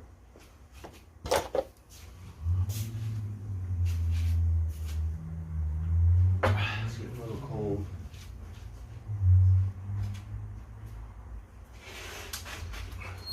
So temperature dropped a little bit.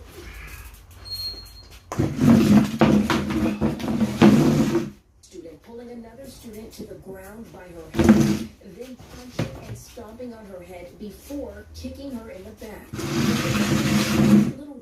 Fight at a school. Kelly, who asked that we not show her face. I've had to file police reports because the middle school did nothing about it and allowed it to continue happening. So I took it into my own hands and I started pressing charges and successfully pressed charges against one girl. Kelly says she grew tired and eventually pulled her daughter out of the school using a Hope Scholarship, which allows parents of children in public school to find a new school for their child who's being bullied or a victim of violence. When I reached out to Volusia County Schools for comment about the alleged fighting, they sent a statement reading in part, "Physical altercations and inappropriate behaviors of any kind are not tolerated, and responsible students are disciplined to the full extent of the Code of Student Conduct." It's complete crap.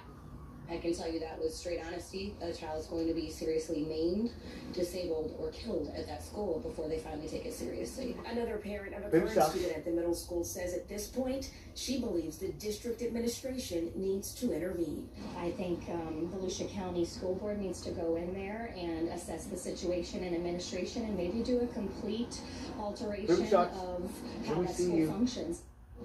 In response to that alleged fight that happened last week and was recorded, the school district tells me that they are working closely with local law enforcement to investigate. Reporting from Volusia County, Marlisa Goldsmith, Fox 35 News. And we found out about the fights happening at that school from a tip. If you want us to investigate a story for you, just send us an email at fox35news@fox.com. You can also open up the Fox 35 News app and tap Contact Us under Settings. Well, some news alerts to tell you about tonight. Minnesota police are searching for a mom last seen nearly 2 weeks ago. 26-year-old Madeline Kingsbury was last seen on March 31st, dropping off her kids at daycare with their dad. Investigators say she then drove home and parked her van in the driveway, but did not show up for work or to pick up her kids. Police found her wallet, phone, and jacket inside her home. They're calling her disappearance involuntary and suspicious. Pentagon officials are scrambling after dozens of classified documents were leaked. So far, at least 53 documents have been posted online. The files may have first shown up on a gaming chat app called Discord. Some reports call Egypt and the United Arab Emirates and claim that they're helping Russia in their fight with Ukraine.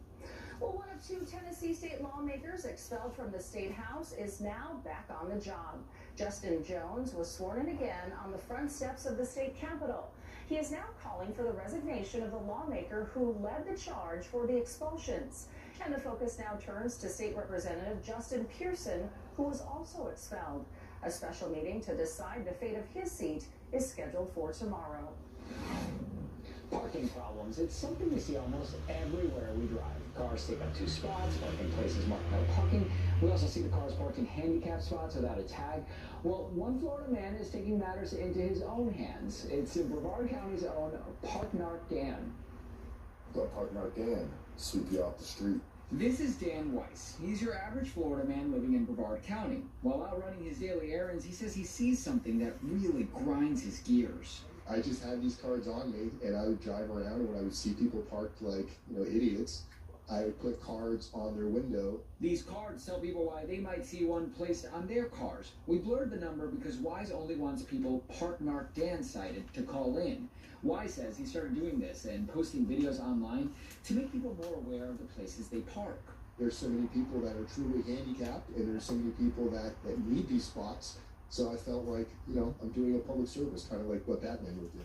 And just like Batman, Wise also keeps a trusty sidekick. This is Sir Ted. He goes along with Wise on his outings. Oh, the doggy. Baby Bjorn, we go around. Where's the doggy? People's cars. There is some danger to do it. Wise says there was one time when you got a card on top of his car. Just let people know where they're not supposed to park. It happened in downtown downtown Melbourne. Wise was recording a video when a man comes out of a business. The camera gets shuffled around a little. A lot of the gunslingers out there that are on a state of my ground state, you come put that in my house and you're going to leave with missing teeth, or I'm going to shoot you, all kinds of crazy things. I don't suggest anybody else do this. For Wise, the Yeah, because you put it on the card and you're like, hey. Messages on social media asking for him to give people his cards around the county. Wise says he plans to keep parkmarking with Sir Ted. What's next is... It seems like a little kind of a do-gooder. Got obsessive compulsive stuff. The car key. I want to make sure nobody gets towed. So by me going out there putting a card on your car, as much as you might be aggravated, I'm really doing you a favor. And Sir Ted is there with him. That's the kind of fucking news you got. What fucking city are we in? Orlando. That's what you fuckers do over there? Coming up next tonight on Fox 45 News at 10, a man is kicked out of a restaurant. But it's what he allegedly did in the moments after that put him behind bars. Plus, hear what attraction Universal Islands of Adventure will soon. Oh, you got Universal Studios? And we're saving you some Universal Studios Florida closing. No. Gas is $3.35 a gallon at the BP station on Curry Ford. They got the gas price. Oh, Pump Patrol. The BP is $3.35 at this street and that street. Right? Does your news station do that? We're in Orlando, right? They're all like, we got the bump pump or some shit, right? So the gas is $3.35 over here and over there, right? All different. What a trip, huh? It's free. Download Bingo Blitz and get excited with awesome things. Hey, Dixie Norris. Power up and challenging mission. Download now. It's free. Yep, the summer is coming. Where was it? We were in Tampa Bay. It was a whole different news station. Southeastern Guide Dogs Walkathon, and we want you to be a part of it. Grab your pup Oh, and your it's a sneakers. walkathon, a doggy walkathon. Oh, look at these fuckers. Oh, shoot. There's too many doggies. Oh, look at all the doggies. Let's go. Lake Lily Park.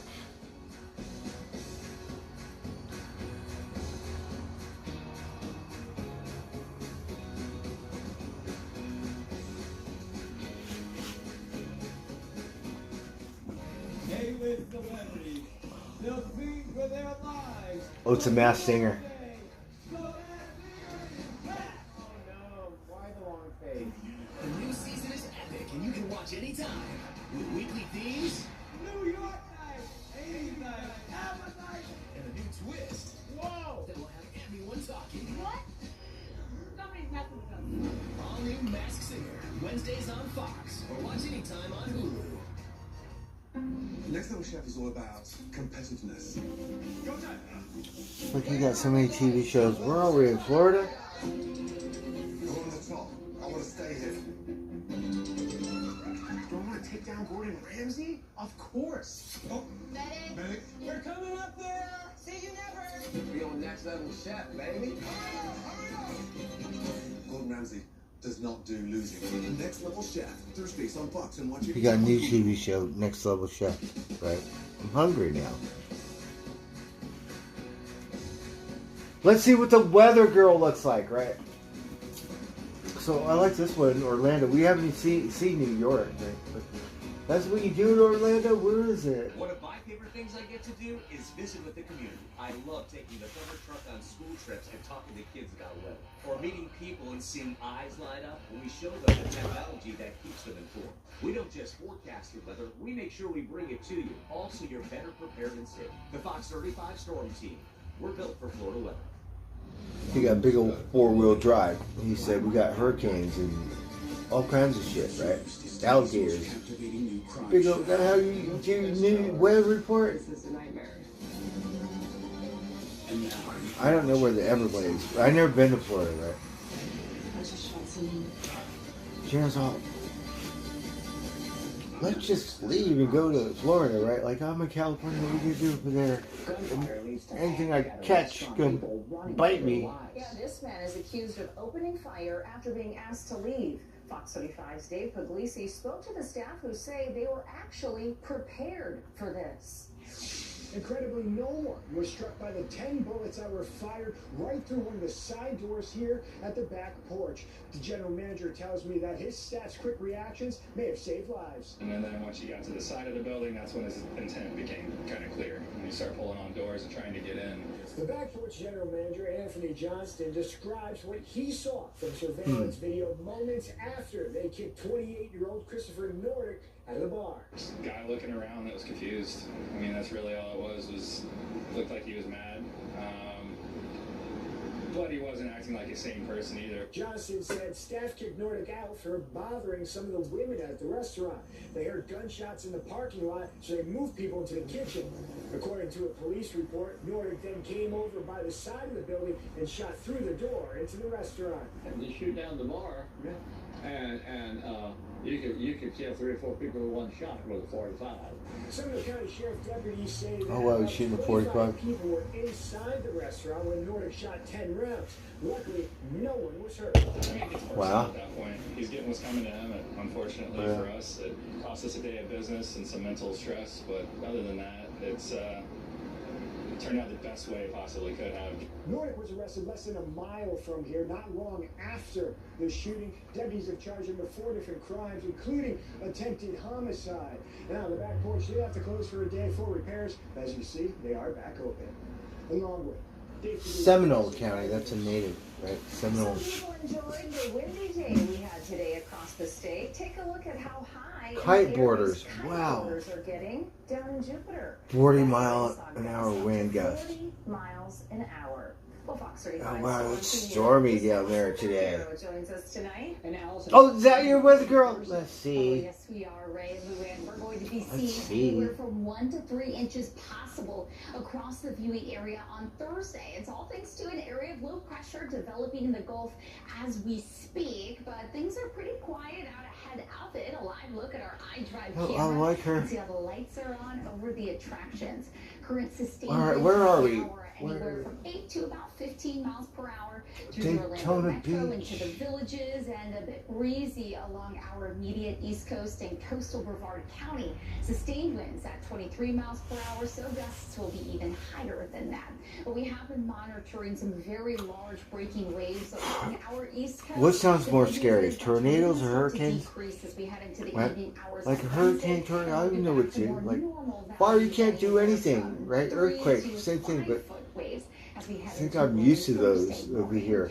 Like over there, I'd be like, what The you upper could do? 50s from Gainesville to the villages, 67 degrees in Tennessee. Everything's poisonous over there. We have rattlesnakes and black widows and stuff. You can expect a few Over clouds there, in the yeah, sky by everything's 8 a little a.m. more And then poisonous. mostly cloudy with the chance for a few passing showers as we head into the afternoon 76. hours tomorrow. Oh, you got nice weather, girl, Orlando. Across Central Florida, 80 degrees as that high in Central Florida, 80 degrees 79 degrees tomorrow. in Winter Haven and 76 in Palm Coast. Your hour-by-hour forecast does show those mostly cloudy skies shows between lunchtime and that- 4 p.m. Temperatures Now, you talk down there in 76 Florida? degrees at that time. If you do live in beautiful Geneva, the sun will be trying to peek out, but not going to be warming up temperatures too much. And in Chulioto, we actually could be seeing the chance for a few passing showers, mainly around 2 p.m., but most of Showers. the afternoon will be spent dry. But those rain chances are really on the rise by Thursday, up to 70, if not 80% coverage right here in Central Florida. It's all thanks to that area of low pressure that I mentioned that is developing in the Gulf and eventually will be making its way along coastal Louisiana. But it's this front right here. Oh, I like your weather, girl. Going to be Orlando. rising. So all the showers that we do see here locally are going to be moving from south to north across the state. From the That's going south be to bringing the those north widespread of the showers and state. potentially lingering showers as we head throughout the day on Friday. So our forecast modeling has been updated with each model run, and our exclusive Fox model doing a great job at showing the pockets of very heavy rain. The red color that you're seeing on your your screen is going to be bringing in pockets through Cocoa Beach to Melbourne, St. Cloud by 10 o'clock in the morning on Thursday. And then you can see a surge of that moisture will continue with widespread showers by 6 o'clock through the Orlando Metro into DeLand, Sanford, Kissimmee, Bithlo. And it doesn't stop there. We're going to be seeing the heavy rain then make its way into coastal Volusia, Flagler, as well as Brevard counties through 10 p.m. And then that's when we're really going to start. I can't to place see your a access. decrease in the intensity. Some kind of American. Some California. We're gonna have to talk like that. And totals are going to be elevated, anywhere from 1 to 2 inches from Orlando to Melbourne, but into northern Brevard as well as Volusia County coastline, they could be seen anywhere from 2 to 3+ inches in total through Friday afternoon. So flooding is going to be a concern. The good news is this rain going to help drop our pollen count, and boy, do we need it. So it's gonna drop our pollen count. So the pollen count will be high tomorrow, but back down to a low level by Thursday, and that trend Well, what do you think about pollen, babe? You want more pollen? Less? Planned. I would do so either Curious. tomorrow or when you start your weekend, because Thursday is going to pretty much More rain? across the viewing area. Shoot, and 83 in rain. They get that weird sticky hot stuff. No, I don't want to go there. Just shy of 90 by Sunday. Allison. Oh, the seaweed's invading Florida. That's what Patty Love said. It was all red. So it's seaweed. And it's not a cure, but it could be the next best thing. A new vaccine stops breast cancer from forming, and it's being tested right here in Florida.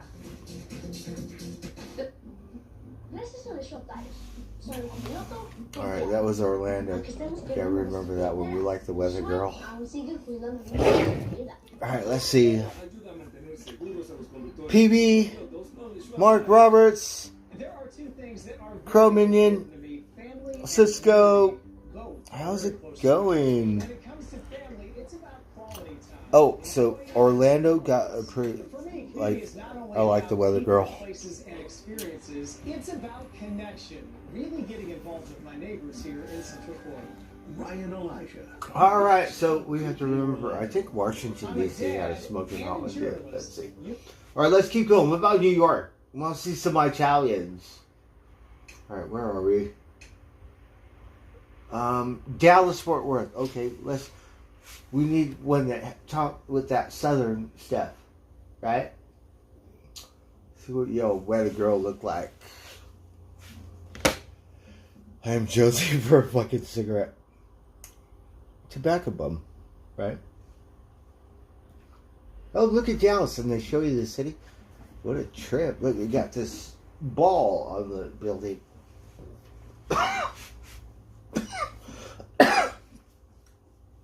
We got a nice little business district, right? So I tell you what, like when we watch this up and they show the city, like Philadelphia had a couple of neat buildings, right? And they're all different, right? Because I'm from LA, right?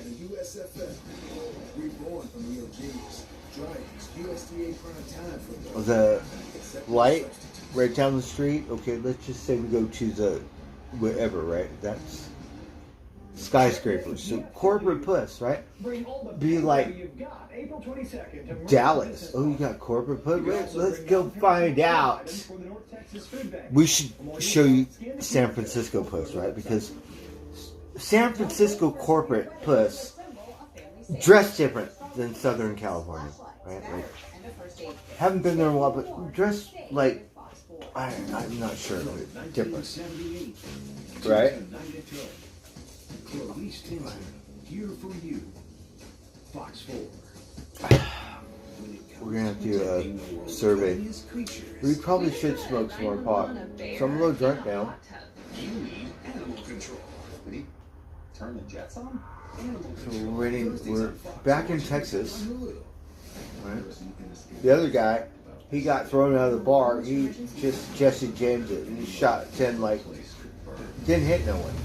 Good thing, right? But like okay, like shoot his gun. Fox or watch anytime on Hulu.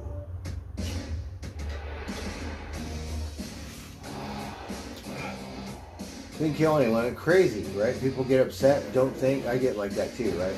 who like, what? Like, gone. Right? Get the blindness. Right? Spiritual fucking.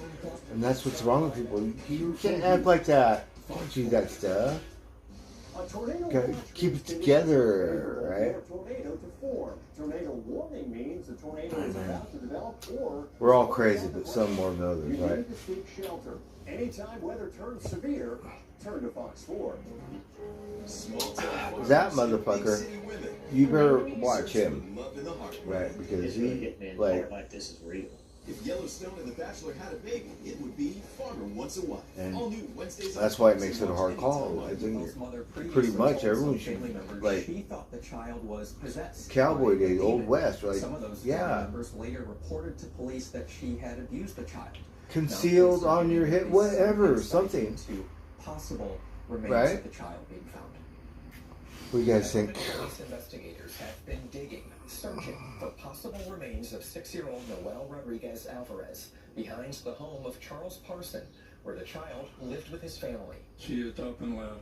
Noel's mother, Cindy Rodriguez Singh, and her new husband, Arshdeep Singh, fled the country to India last month, with 6 Oh, PB, that's awesome. after Noel was reported That'd be missing. really cool. Investigators believe Noel is dead.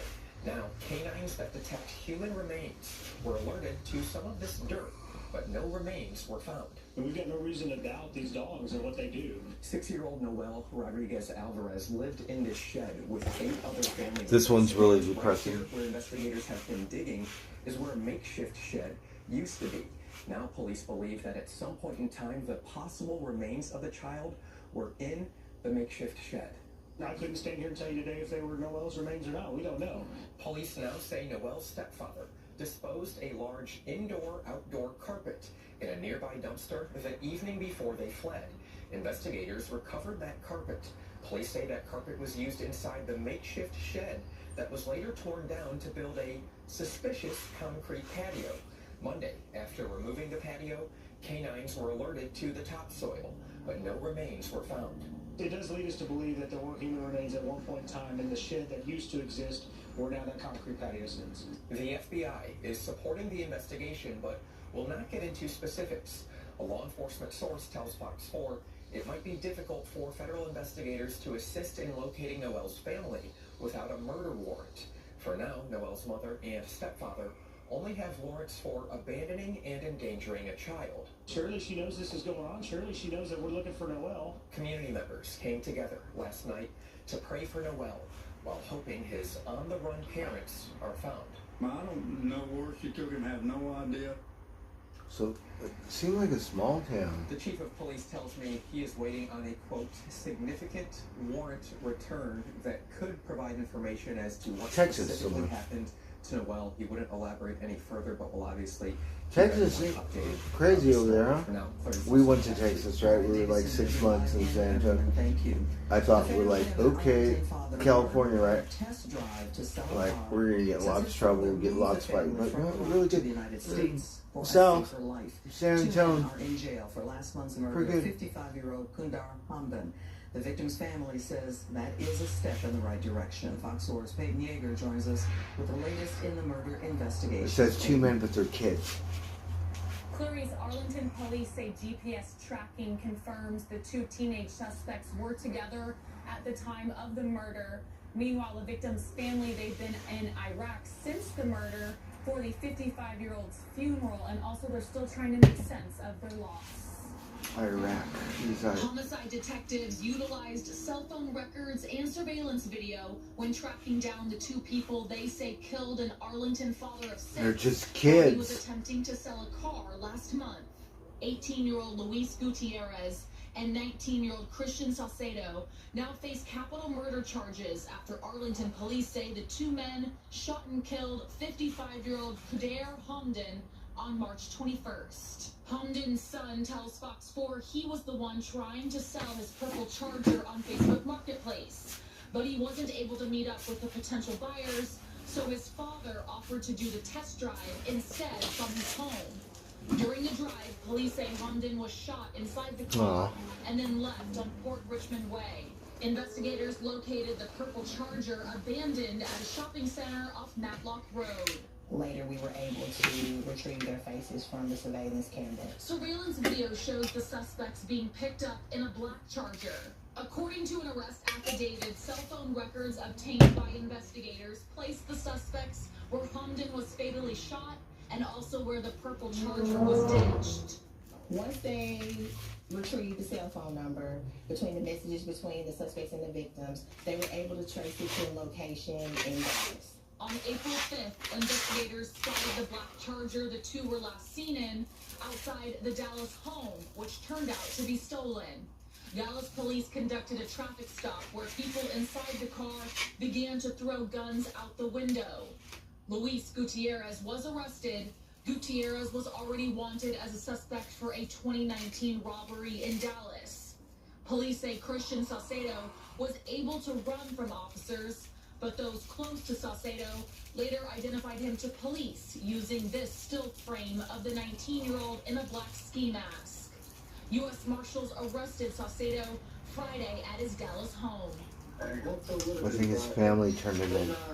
Nothing gonna help because we lost our dad. The two arrests bring a bit of closure to Hamdan's family, who have been in Iraq since Hamdan's murder. Hamdan's son spoke to us by phone on Tuesday. The reason why we came to the U.S. is to be safe. Texas. My dad brought us there to be safe. Now we got my dad killed there too. Like, I don't know where we should live. If you are attempting to sell anything or purchase Right? anything, The poor kid, please he's do from it at Iraq. one of our He's all we four, went to America so we police could be stations. safe. And his dad we're get safe. killed for selling a car on a test drive by a bunch of kids, like little kids. The one guy is 19, okay? But it's still a teenager, right? Like, and pretty hardcore. Thank you. Jury selection began today in the first trial of the 2019 crane collapse in Dallas that killed a 21-year-old woman. The lawsuit is I'm kind of old, right? But when I was young, you know, roam around the neighborhood and shit, and like, you know, certain things like, where are you from? There? And say, where are you from? No. Other places they say that, like, get away with, but no, I'm telling you, you will get shot. And the same thing. Like, 30 fucking years ago or some shit, like. 29-year-old Kirsten Smith was killed. The lawsuit going to trial alleges gross A general rule. Little kid gangbanger? No, don't think you're like gonna kick that little kid's ass or whoop-de-whoop or some shit, right? That motherfucker will put a bullet in your head. Right? Because they're all gangbangers, right? Yeah, no, you're trying to prove something. Reasonable person in that defendant's situation would have done, and then going to need to prove that that defendant did not meet that standard of care, that defendant fell short. The defendants include the crane operator, the construction company, and the property owner. There are a number of defendants in this case. It's entirely possible the jurors... We have a joint right here. Two of the defendants were negligent, but the others were not. The fact that the crane collapsed is not itself proof of negligence. It sure looks suspicious. The crane collapsed. Defendants are going to have some good explanations. No, that's why this happened. really bad. Why? In Yeah. spite of them doing what they believe Oh, was the they right show a thing to live do. crane like a crane. Potential jurors Tuesday if it is a company's responsibility We're to keep the public safe. in Houston. Where they Where get are their we? news and other probing questions. Brubach says the process is more about eliminating jurors than choosing them. Sometimes the person who ends up getting I'm jonesing for a cigarette, right? Like we move the back up. Usually I'll keep like a bunch of something I used to, and then I could roll one, right? Just from the remnants of the cigar butts, but maybe I haven't reached that desperateness yet. We better work on that one. 35-year-old Vincent Cantu killed his father and stepmother, then killed himself. The woman, 57-year-old Tracy Cantu, was found shot in the driveway of the family's home. Police discovered her husband, Federico Cantu Jr. Murphy, I'm not sure where it is. Texas. Texas is a little violent, huh? As kind people. When I was in San Antonio, we didn't get in any trouble. I will tell you what. I'm from like the city. Like we don't pay attention to red lights. We cross the street, whatever. For the most part, people pay attention. We get run over. In Texas, nobody gonna do. You're gonna have to run out of the road, right? Because they got their like deer or bull guard on the truck, and yeah, it's different. You can't like, you The know, motive for the killings has whatever not been city you're released. from. Yeah, you The family better of the make woman sure you get out of the killed fucking road. You get fucking ran over. The Elm shooting last month is suing the bar where And private property, right? Try and go to the creek or something, end up with a bullet in your She was head. at the bar called Bitter End. Someone fired at 37-year-old Ricky Gossett, killing him. Jones, an innocent bystander, was hit by a stray bullet. In a lawsuit, Jones' family says security was lax and inadequate and led to her death. No arrests have been made, and police haven't determined the motive for why the shooting started. Governor Abbott said he wanted to pardon an Army sergeant convicted of murdering a Black Lives Matter protester in Austin, but he may not need to because the man's attorneys have filed a motion asking for a new trial. Daniel Perry's attorneys claim the judge suppressed evidence that would support their claim of Garrett Foster's aggressive behavior at previous protests. Well, I'm sorry, I don't like the Texas News Channel. After Foster raised an assault What does the weather girl look like? Testimony about Right? Perry's account. In a letter, the Travis County District Attorney asked the parole board to review the trial transcript and hear from Foster's family before taking action. So this is where the guy's from, Texas. Governor Abbott's actions have weakened the rule of law here in the state of Texas. And Oh no, they this is have, different. He weakened wants to our pardon public this guy. safety here in Travis County. Trezor also wants the chance to present to the parole board the same evidence considered by the jury in Perry's murder trial. A second member of the Texas House is publicly calling for his colleague Brian Slayton to resign after an allegation of misconduct. There are reports Slayton, a Republican from Royce City, had an inappropriate relationship with a female intern under the age of 21. The Texas Tribune reports Slayton invited Texas the got some intern to his depressing Austin shit, condo right? Like and that's how drank you do it, alcohol huh? with her last month.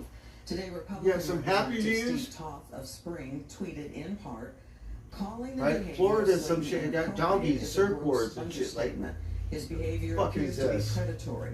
Unfortunately, What his does weather girl members look like? have closed their eyes to the signs of his dysfunctional behavior because he was willing to do their bidding. He needs to resign now. We only know what they tell us. So Yesterday, Slayton's attorney whatever called the different allegations cities, they have outrageous totally and different, as you false. could see, Democrats in Congress just from are pushing for the watching US 5 Supreme Court to different investigate cities Justice or Clarence whatever. Thomas because of Oh, let's go gifts he back to received from a Florida. billionaire and GOP mega donor.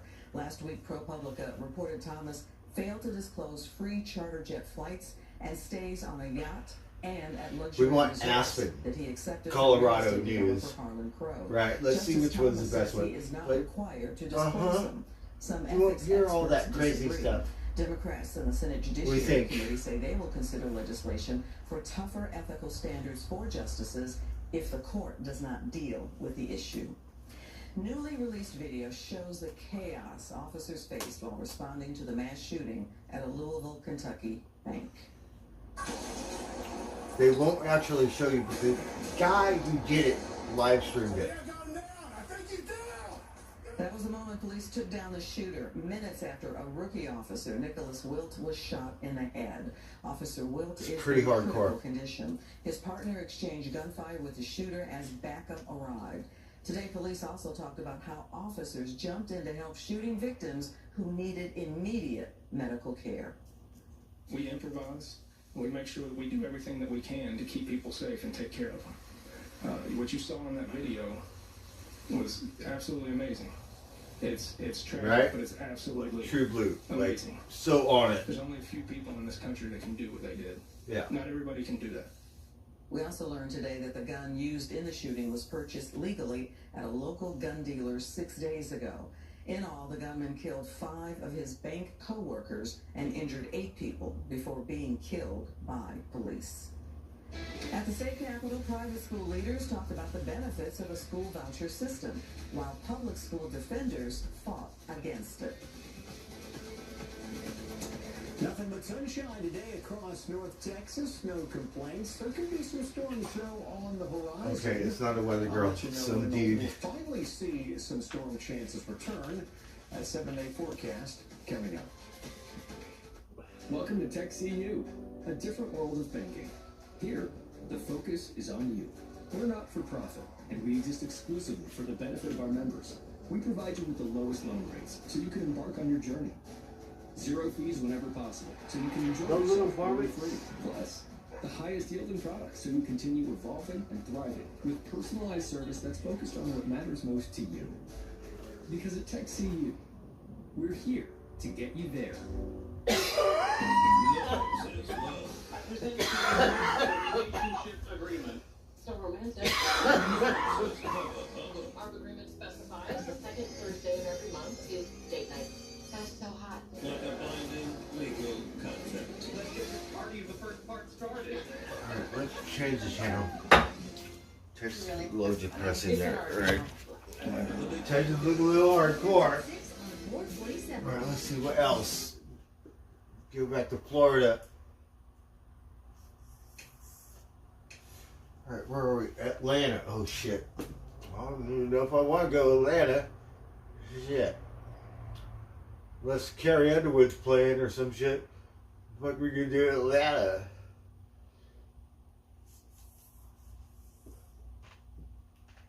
Alright, let's see.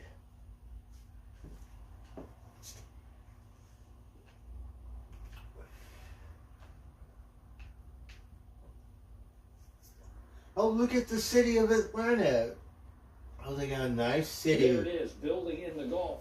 And what's going to happen is going to pack a bunch of Gulf moisture, start bringing it our way. As Atlanta, where is it? And so you'll see some it's next to Texas or something. Late tomorrow afternoon, tomorrow evening, more clouds in here on Wednesday night, Thursday morning, and then here we go. By mid-morning, we start seeing some showers on the south side, and look at the rainfall. Yeah, look at that. And this rain is going to keep our temperatures tempered in the 60s through the day on Thursday, and then we get wave after wave, and it could have an embedded thunderstorm with this. Not expecting any severe storms with this, but we are expecting at times some pretty good moderate to heavy rainfall. A little bit of a lull early Friday morning, and then we fill in the gaps again come Friday afternoon. All right, well, so far we like the girl, the weather girl from Orlando. Some areas going to get kind of drenched. I forget her name. Purple showing up 1 to 2 inches there. Right what are you talking about? Monitoring and moving those rainfall different projections language. gives you an idea. We got some pretty good rain getting in here Thursday. Oh, we got some pretty good rain getting all around here. But it'll be nothing like what happened on Saturday, where we stayed in the 40s most of the day. So it'll be a little bit cooler, but Saturday we're up near 80 degrees. And we're going to 80 degrees in the next week. Look at this. No, you're way over here. Texas over here. To our west. So another no state. cold air to be found. So yeah, so you get to check off on any planning you want to do. We're past our frost and freeze risk.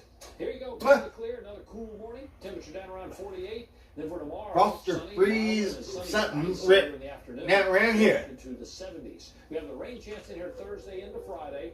Then a break on Saturday. A few storms in here on Sunday. It's going to rain over there. Oh, you get what? Because of Gulf or some shit.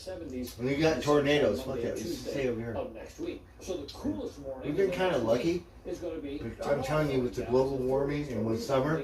Into the 70s. Joe and Feldman talk more about that. And the rain chance on Thursday. Because, all right, David, thanks so much. Manhattan, California tends to be on fire every year. It's so really sad, really bad. Right? Over what he calls a transparent we're gonna have to intimidate and attack global warming, whatever.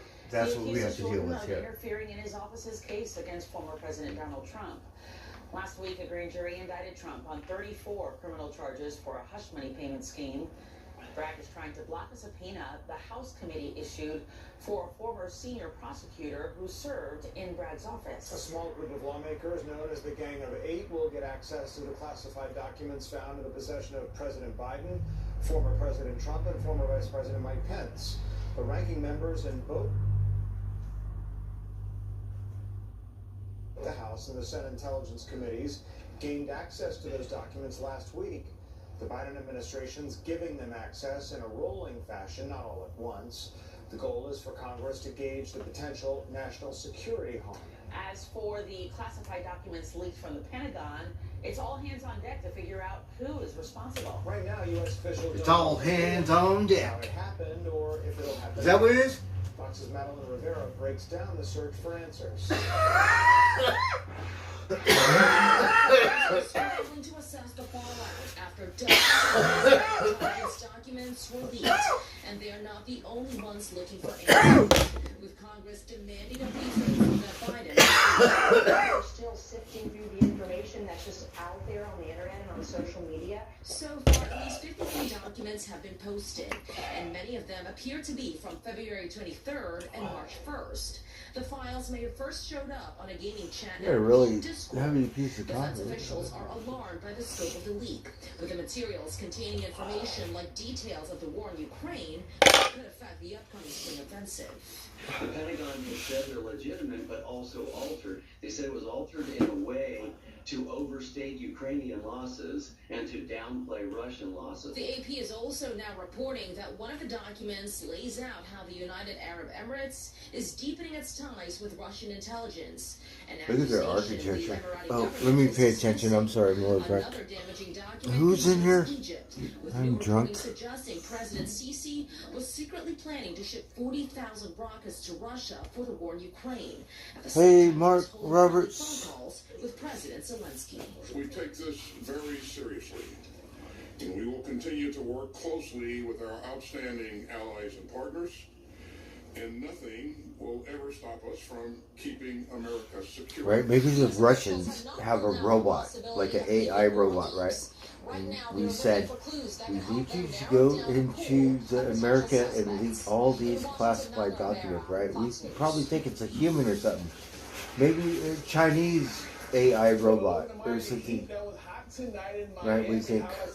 Still win and got it done on the way in the Five Stars lose a protector for a while. I'll explain what that means for Atlanta United next in sports.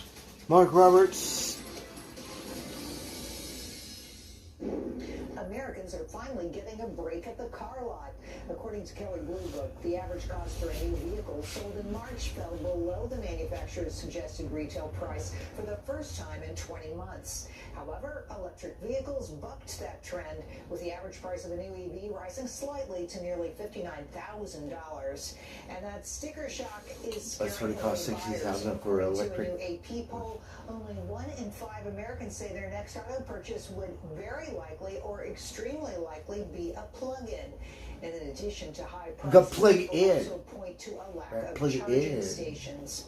But Chipotle trying to change that by adding charging stations at some locations. The Mexican food chain also announcing it plans to open over 100 new stores using only electric equipment in a push to cut its carbon emissions in half by 2030.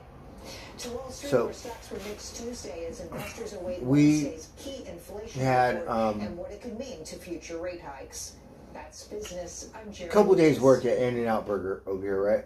And so watching these guys, and I'm looking, and they're like really good, right? Leveling it all out, laying it all out, and then it looks like some water or electric thing, and I'm like, before the downpour turns to a flash flood. you know, not sure, because a bunch of them, I'm thinking it might be not light, but something, right? So we're all like, so like, what's up? What are you doing? He's all like, these are all going to be electrical charging stations. So just a little thing where it comes out and like, we're like, all right, and there were 5. So brand new In-N-Out Burger. You're going to have 5 electric chargers at this one. In a small town, Santa Rosa. Okay? A brand new badass. Right. Once we go, we're going to live at In-N-Out if I could afford it. Right? Go there. Right? With personalized service that's focused on what matters most to you. Because at Tech CU, we're here to get you there. Mom Crow went night-night. We see Mama Crow. We haven't really fed we fed Mama Crow on the weekend. But when I come home, today we did give Mama Crow some chips. So we had some leftover chips from work. So, and Mama Crow come really quick down. As soon as I throw it down, one time I threw ribs and steak or something, and I know you can see me in that tree, right? And like, whatever, oh, you don't want it, it's Sunday, right? So later in the day, like all day long, Mama Vulture, right? Turkey Vulture. And funny shit, right? Turkey Vulture comes out like just one. And then all of a sudden Mama Crow gonna wake up and go, okay, now you can't do anything.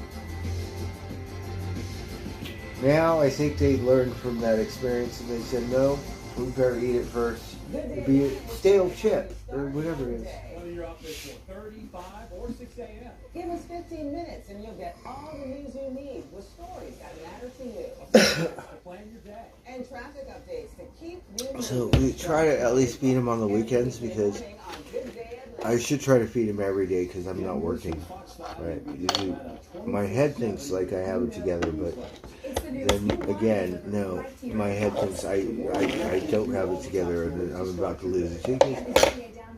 Not together. Trending news, celeb interviews, recipes, and more. You can also get breaking news when it happens. And contest alerts to give you the best chance at winning. We're working on it. Well, with everything on the line tonight, and not many pundits giving the Hawks much of a chance to win on the road in Miami, the team from the 404 showed up ready to go and looking to prove they belong in the playoffs. Trae Young looking to repeat his playoff glory from 2 years ago, and he had a good night. Hawks were cooking from the start of this one. Atlanta gets a steal. Watch Trae Young gets the pass on the break, and he will finish this one all the way. This will make it a double-digit lead. Jumping to the second quarter, and watch this pass by Trae Young behind the back to Sadiq Bey, who hits the triple. Hawks were up by 15 at the half. Jumping to the third quarter, and Jalen Johnson lobs it up to Onyeka Okongwu for the slam. Wow, these guys. With under 2 to play, DeJounte Murray with the soft kiss off the glass. Pretty sweet. That would pretty much ice it. Hawks will go on to win it 116 to 105 and move on to face the Celtics in round number 1. Braves looking for a series win against the Reds. And Matt Olson, oh man, he is on a tear. First inning with a solo shot. This one put Atlanta up 1-0 in this one. Look at the Braves. Struggled in his debut for home runs, but Ronald Acuna Jr. helps make up the deficit with this single. Then in the next inning, you're going to see Ozzie Albies come up the bat. And this is his 100th career home run. And it came at the right time in the chop house. This will tie the game up at Chop house. Same inning, Sam Hilliard, he would hit this one in the gap. And you're going to see Marcell Ozuna give it everything he got coming all the way around from first and to take the lead, and they would not give it up. It was a good night for the Atlanta team. Braves win it 7-6. Wow, that was a really good game. His veteran goalkeeper Brad Guzan is expected to miss an estimated 10 to 12 weeks after suffering a torn medial collateral ligament in his left knee in Saturday's 1-1 draw at New York City FC. Now, he will be evaluated later during the recovery process to determine his return to the field. Kelly Price has the latest from Marietta. For the second season in a row, Atlanta United will be missing its captain, not just on the defensive end and in goal, but its biggest leader on their team. Brad Guzan going to be out 10 to 12 weeks with a torn MCL, something he suffered on Saturday, and something he actually played 70 minutes through. The move was definitely kind of sad seeing him in a little brace today, so I mean, everybody feels for him, especially, you know, coming back from that Achilles injury, and then for us to be playing in the form we were in, and then to lose our main leader, it's definitely it's sad, but we all know Brad. He's a warrior, and he's kind of that guy who's gonna stay positive and make sure that, you know, we're still getting things done on and off the field as a team, and yeah, it's the next man up mentality. And maybe next man up, but how did the Fine Shirts go about replacing their captain? Yeah, una pregunta muy difícil, pero I think it's a difficult question because Brad is such an important player for us. He's our captain. He's the leader. He's the one who puts the energy, the motivation into the squad. So we know it's going to be a big loss, but we have two other goalkeepers who are very capable, and Clemon and Quinton. So yeah, we'll miss him, of course, but we have those two as well. United now turns to their backups, Quentin Westberg, formerly of Toronto. So they're really into sports right here, right? 118 MLS starts at United Training Grounds. Kelly Price, Fox 5 Sports.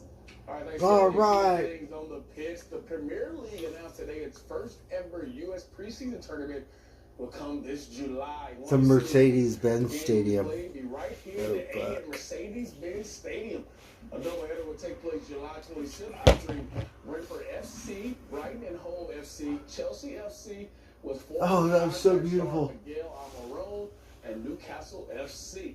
Now the Five Stripes will be back in action on Saturday against Toronto FC. They're doing pretty good now. They're 4-1-2. They got a great sports team. Some good soccer. Right. And then the Hawks, we talked about them. They play Saturday in round number 1 against Boston. Now, Right. they got swept 3-0 this season against Boston. Yeah.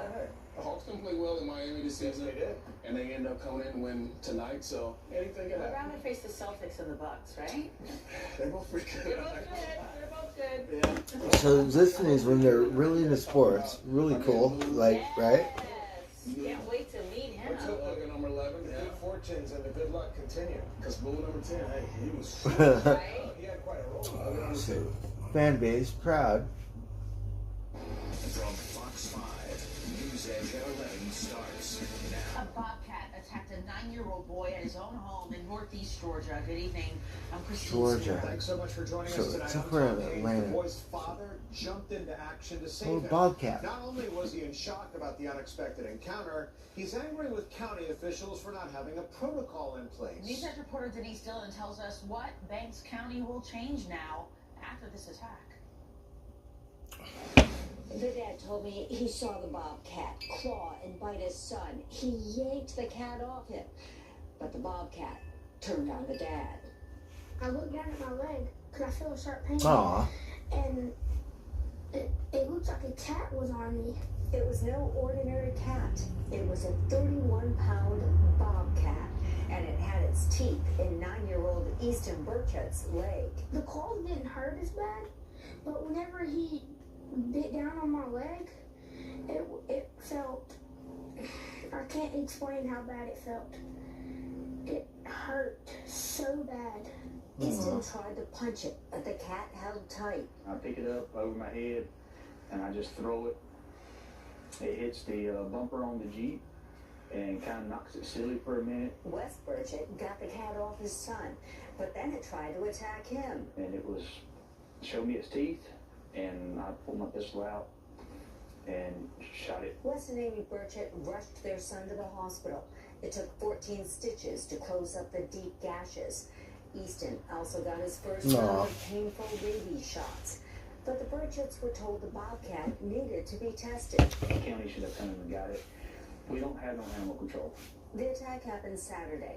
Wes says he tried to get in touch with someone in Banks County to pick up the animal, but no one did. So he stored it in his freezer until Monday, when someone from the environmental division of the county health department came to pick up the cat. The Burchetts are angry county officials don't have protocols in place for something like this. I just want better actions. God knows in case something like this happens to somebody else. Banks County officials discussed the attack and future protocols Tuesday evening. Amy says she also wants them to notify residents of rabid animal attacks. Instead, she's the one who shared the news. So I got back on Facebook and I let the community know it did come back positive. The Burchetts told me county leaders will be going door to door to everyone in the community, delivering a letter alerting them there was a rabid bobcat in the area. In Banks County, Denise Dillon, Fox 5 News. Wow. Well, APD says somebody shot and killed a man in a northwest Atlanta. So we're in Atlanta. This happened at the Ashby location on Josephine Lowry Boulevard around 4:30 this afternoon. Medics pronounced the victim dead at the scene. Police haven't identified him. Right now, authorities do not have anybody in custody, and it's not clear what led up to the deadly shooting. The man who exchanged gunfire with Hall County deputies is already out of the hospital and now in jail. The GBI identified the suspect as 34-year-old Jason Grindle. Look, he's all Officers tattooed tried up. to serve arrest warrants on Grindle at a home on Grand Drive yesterday afternoon. Agents say he came out of the home armed with a handgun. According to the GBI, Grindle fired shots at deputies. No officers were hurt. He was treated and released in less than 24 hours at the hospital, and he's now at the Hall County Detention Center. Clayton County police arrested a murder suspect as he tried to board a flight at Hartsfield-Jackson International Airport. Investigators say 40-year-old Richard Lee shot his husband, 32-year-old Michael Rochelle last week. A child inside the home on Adrian Drive called for help. According to police, Lee was trying to get into the home. Authorities secured a murder warrant against him last night, shortly before midnight. They caught him trying to board a plane today. Randall's fucked up, right? For that deadly shooting. More on-duty Atlanta police officers will continue More. to security at the We got site more planned stuff, public okay? safety training Let's pay attention. Some See the council city members here. have pushed for the In practice state to to state. end, but now it's ramping up. Protesters have created a dangerous problem for law enforcement with fires, riots, and what the police chief considers coordinated attacks. Fox 5 obtained a copy of a memo sent out to police officers last week. Instead of scaling back, a commander gave notice that even more officers will be requested going forward. We need our officers back manning our zone. Look at their police cars. They're all colorful. We got blue and red and shit on I'm it. seeing gas stations getting shot. Nobody want to go to Atlanta. They're essentially out there on Look at the old police car. dime, so not for free. Councilman Antonio Lewis says this should become a part-time extra job instead of full-time for not only patrol officers, but also department investigators. Georgia State University leaders have identified potential Let's see. solutions to violence near downtown. Cheers, Mark Roberts. Deadly shootings to stunt drivers, closing down intersections. Students want to see it all end. News Ed reporter Brittany Edney joins us now live. Brittany, what are some of the changes that students are proposing? Joy Well, Tom, I'm at Students Joy East, and as you can see, Jansen. it's 11 o'clock, and anybody can still walk Fucked up. inside. That's why FR. suggested that faculty install card readers. That way, Georgia it's restricted to something. students. Safety concerns From for shootings schools. close to campus to From street races camp, taking schools. place at nearby intersections. Okay. Georgia State Oh, and they University do the is thing in continuing the to address street. Safety concerns. Parking decks surfaced as some of the hot spots. University leaders highlighted some of the I don't know where Atlanta is, during but campus you call me safety pussy, town don't make hall go with to students Atlanta. Tuesday night. We have now some new high-speed gates. We've got swipe access on the doors. We have lights and mirrors. And we even closed one of our decks because we weren't able to. Oh, we're at the campus State University. Oh, well, shit. The erasers we put down still plates on that corridor. And No, also I'll pass. the Atlanta City Council to make the housing area You a think no San fringe zone. Francisco's a little, it's turned into something, but Some students in attendance responded with criticism, others asked questions, and some made suggestions. I appreciate how, again, candid Georgia State University has been within this process of really right recognizing here that we have students are hurt, Berkeley, students are concerned. right? However, I And feel then as if it's a little I'm more UCLA, USC, right? We used to have Humboldt State University, now it's Cal Poly. So I think we have a couple of them. One in Pomona, one in San Luis Obispo or some shit. Now it took over Humboldt. So Cal Poly.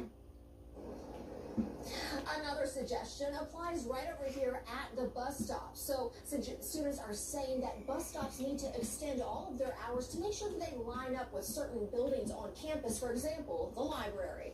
Reporting live in Atlanta, I'm Brittany Edney, Fox 5 News. Thanks, Brittany.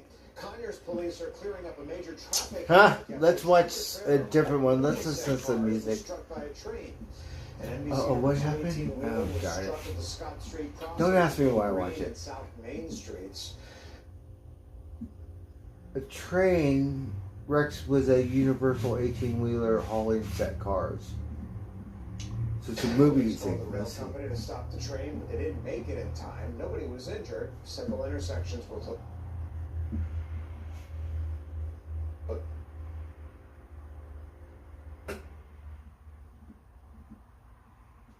And that was today's Drunken News Report. Atlanta drivers have long awaited Cheshire Bridge Road. Hopefully I have another round. After a devastating fire more than a year and a half ago. One lesson Mayor Andre Dickens says he's learned since that fire. The bridge caught on fire. How did the bridge catch on fire? The bridge on fire. How catch on fire? We expect that trend to continue. Where are we? Where are we? Changes are Gulf War. Oh, so we're right next to Florida. Like, in between Texas. Over there.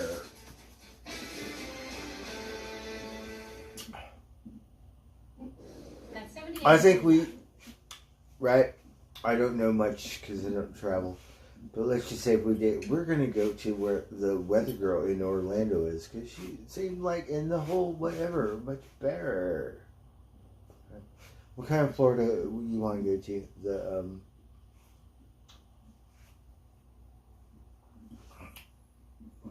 Key West. I don't know. I think Florida got some really nice places, right? But I think the weather or whatever hurricane went through, whatever Florida. Fucked it all up. No, you rebuild that fast? Oh, look, we got New York. Do you want to watch some New York? Alright, let's watch New York for a minute. Let's check out the weather girl, right? We want one of them hot Italian. What? See here.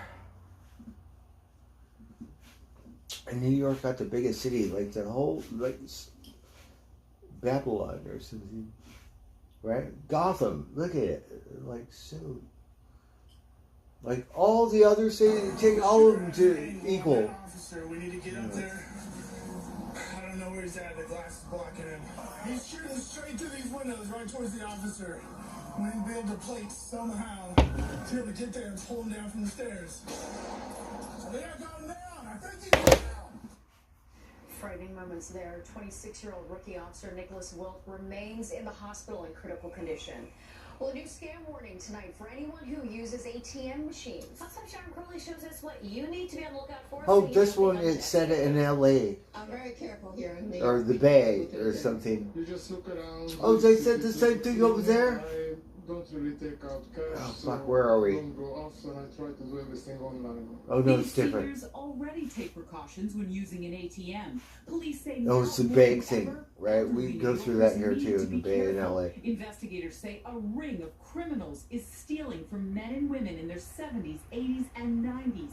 Police releasing this video simulation of actors demonstrating how the scam happens. The thief taps the ATM user on the back, saying she dropped money on the ground. As she looks down, he steals her ATM card, replacing it with a fake. This is seriously concerning because it seems to be Oh, wow. Are you listening? a gang of people that are perpetrating these frauds against They're our Russians. community, and they're doing it across the community, and they're doing it over and over. Jesse Binns is an assistant professor at John Jay College of Criminal Justice. It's such a vulnerable position when you're at the ATM and you're not thinking. And they're when like, someone, just okay, touches let's you on the just back, say, your instinct is to turn around and respond to that. I had a bank account. Let's just say I had a bank account, and we saw some motherfucker do that. Yeah, you better do it when I'm not there, right? And you like, there's no way in hell. It doesn't usually tend to be So, for a good reason. the motherfucker, That you don't know. Police say the thieves you see in these pictures in he Citibank branches put some money on the ground, A right? spokesperson for And the Citibank poor said, lady, "The security of our customers you know, and he colleagues taps is her a on the priority shoulder for and us. she picks up the money. He takes her credit card and then replaces it with a fake one. Surroundings, Like, avoiding distractions, that quick. and securing their Right? ATM cards. Now police are hoping someone in the New public York. recognizes Okay? these thieves. Some Yeah. have made off with tens of thousands of dollars in stolen money. On the Upper East Side, Sharon Crowley, Right. Fox 5 News. Like that. Congressman Jim Jordan, the lawsuit accuses Jordan of trying to interfere in the Trump hush money case. All right, let's hope we have another round. Do we have another one? Oh, we have one more. Oh, Judiciary thank Committee Chairman. goodness. The committee wants to hear from a former So prosecutor happy who worked now. on the case and wants documents and testimony from Bragg himself. A hearing is set for next week. The ex-fiancé of former NYPD officer Michael Valva has been sentenced to 25 years to life for her role in the death of his 8-year-old son. Throughout the trial, Angela Polina's attorney blamed Valva for the crime, who was convicted last year.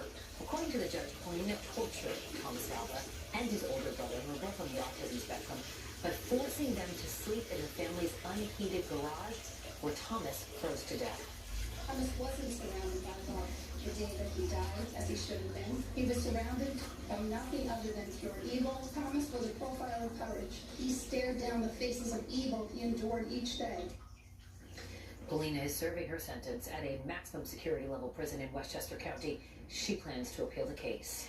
Governor Hochul is taking major steps to protect access to abortion in New York. Her office says the state will stockpile 150,000 doses of misoprostol, which is a 5-year supply. The drug is usually taken with mifepristone to end a pregnancy, but can be used on I have its a own. weird thing, It's right? Like, acted by the Texas like if we're Rural streaming or something and someone cuts in line or something, I will nut the fuck up. Right? Like, I won't know how to act like I have class or keep it together or some shit, right? access to other methods of care. University canceled for a second day today. Thousands of faculty members and part-time professors walking off the job yesterday. They are demanding higher salaries, better job security, and guaranteed So funding. we were at the check cashing. This ain't the Hollywood check cashing story. See, this is my neighborhood, right? Has stepped in to try to We're going to the check cashing store, and I have my mom with me, right? Our cameras were there as the MTA caught drivers. So another late grandma, whatever, right? So this motherfucker, People are taking on a second job just to make ends meet. he's gonna walk in and just like whatever, and like go no, you're not gonna cut it. Not just grandma, but me, right? There's no way in hell. And like whatever, I have my fucking mom, right? And then usually, right?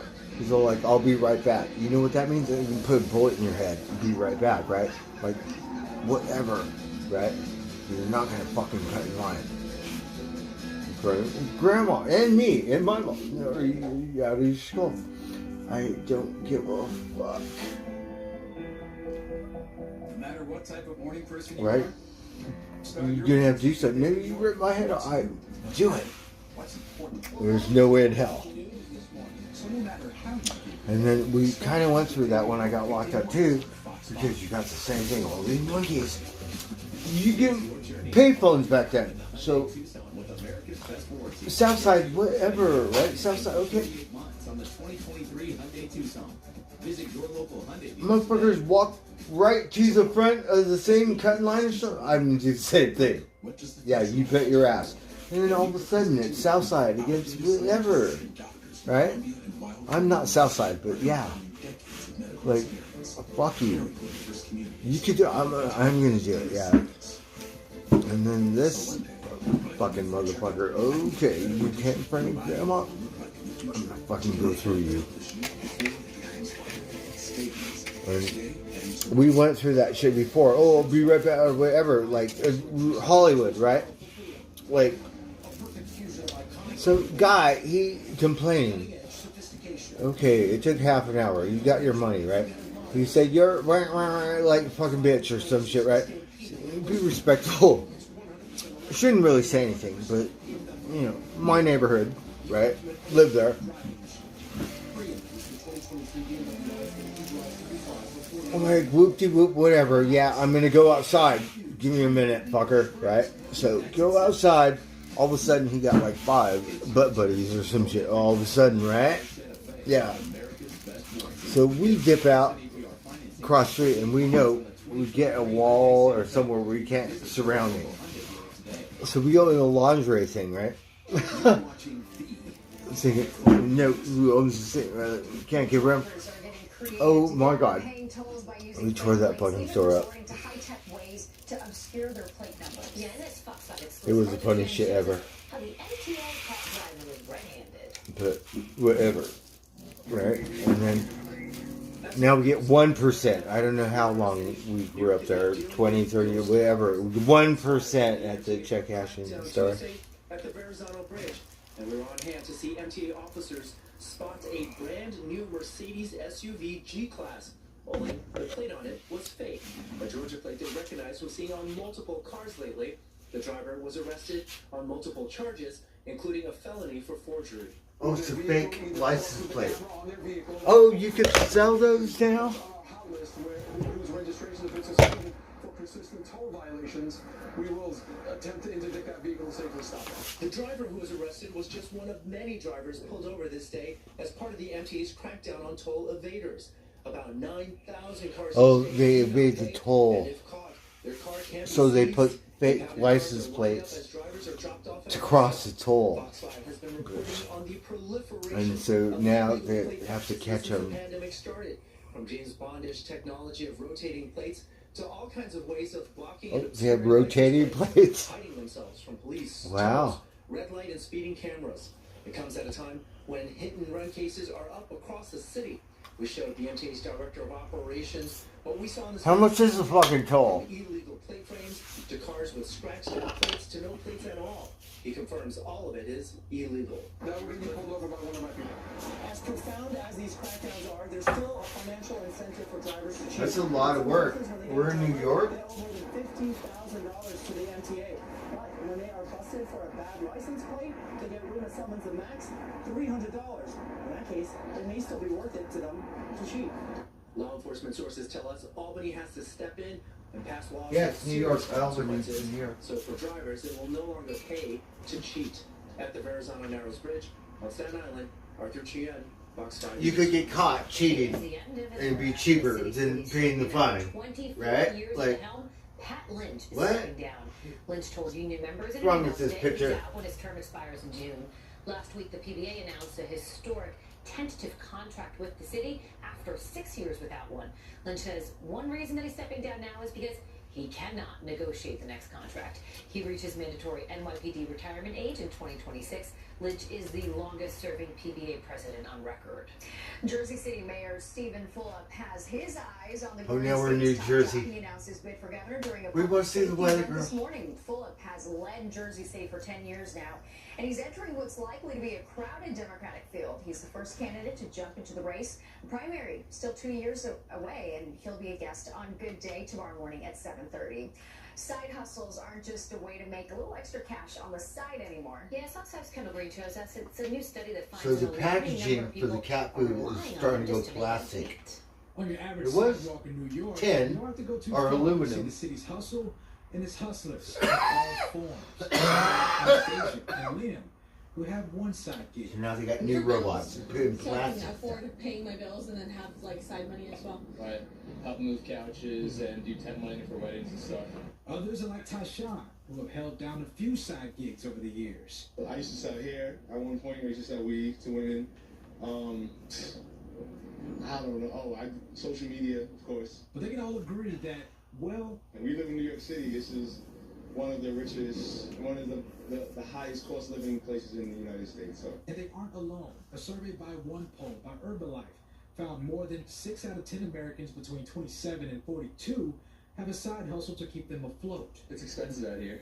The survey of 2,000 Side Americans hustle. found more than 43% needed help from loved ones for either groceries or mortgage payments. Some of that is just a function of the fact that life is really expensive in 2023. Matt Schultz, a personal finance expert at Lending Tree, found to get a little more wiggle room, the bulk of people adding to their workload are offering more services for extra cash for unexpected expenses. Things like babysitting and pet sitting and being a handyman and food delivery. The top factors in the survey for that extra hustle: rising cost of living, those wanting to depend less on one income, and the desire to gain disposable income. Regardless of the reason, the trend for building multiple streams of income is here to stay. I don't think that you're going to...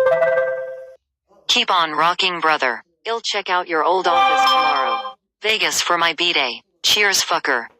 JR, thank you. Right on, JR. Awesome. On the Upper East Side to the Let's just turn it down. Brand, Fox 5 News. NYPD officers thought they were rescuing a dog from the East River. Thank you for being a friend. Travel down the road and back again. Your heart is true, you're a pal and a confidant. I'm not ashamed to say, I hope it always will stay this way. My hat is off, won't you stand?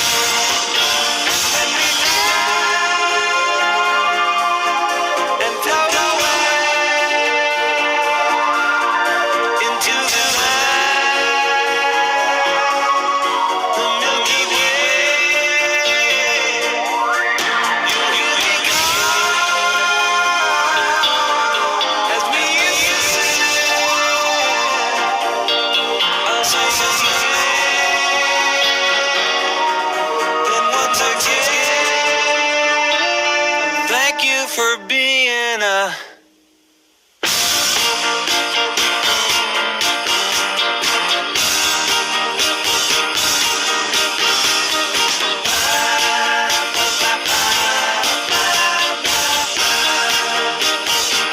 Thank you for being a friend. I wanna thank you. Thank you for being a friend. I wanna thank you. Thank you for being a friend. I wanna thank you. Thank you for being a friend. People, let me tell you about a friend. I wanna thank you. Thank you for being a friend. I wanna thank you. Thank you for being a friend. I wanna thank you. Thank you for being a friend. Whoa, tell you about it right now. For being a friend, I wanna tell you about it. I'll tell you thank you for being a friend. Thank you, thank you, thank you for being a friend.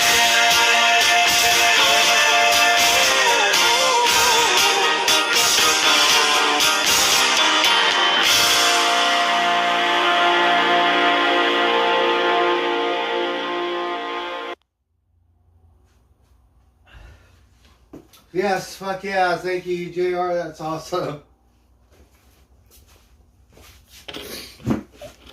I think you played it before, but it didn't work or something. Shoot. We got it this time, right? Right on. Fuck yeah.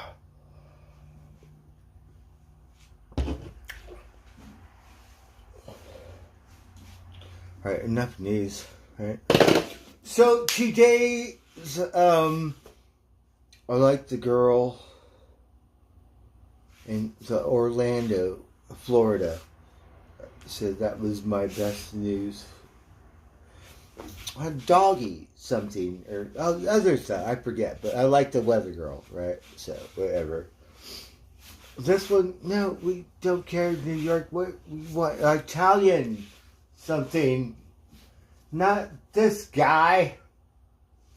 Gotta watch a different channel.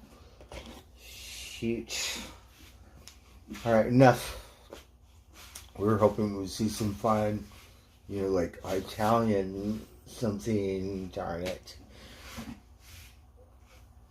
Look like some mobster doing the weather report. No, not same thing.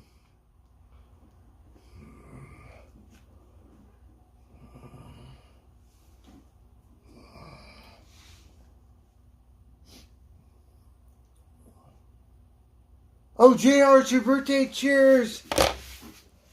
I'm sorry, I'm drunk. I'm not paying attention.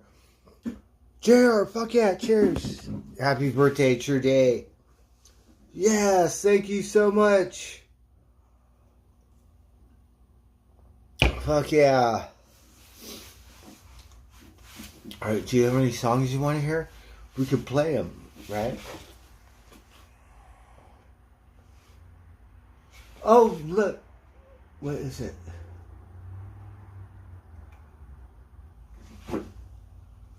I'm jonesing for tobacco.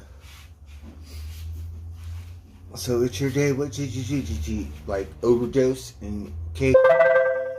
Rock on from Australia. Oh, BP! Wow, thank you so much. Right on. We're gonna watch this lingerie stuff. Right. Okay. All right. Let's see. Oh shoot! I could go buy some cigars, right? I'm such a tobacco. Is that bad? I'm like, how much? I'm gonna go get some tobacco because I've been jonesing. Right? Same thing. You paid for my beer. Thank you guys so much. Right, Richard, Charlotte. Right here. Right. Oh, darn it.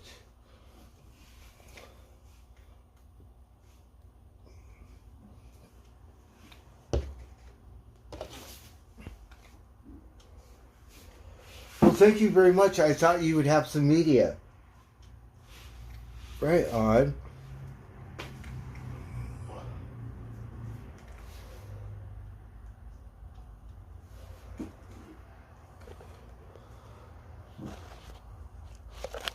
Uh-oh, watch out. Oh, the cat. Hold on, I'm a little drunk. Can't see. BP, thank you so much. JR. Alright, let's see. I'm drunk. Look, I still have a little bit of beer. I'm jonesing for tobacco, right? I'm supposed to get paid. I have no money. Is that bad? I'm gonna go get some tobacco.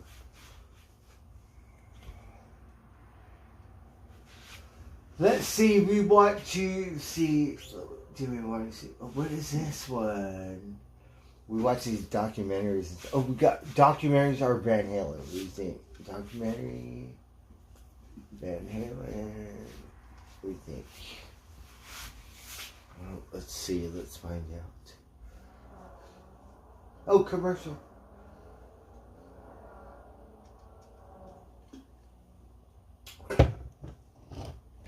Oh, we cannot hear.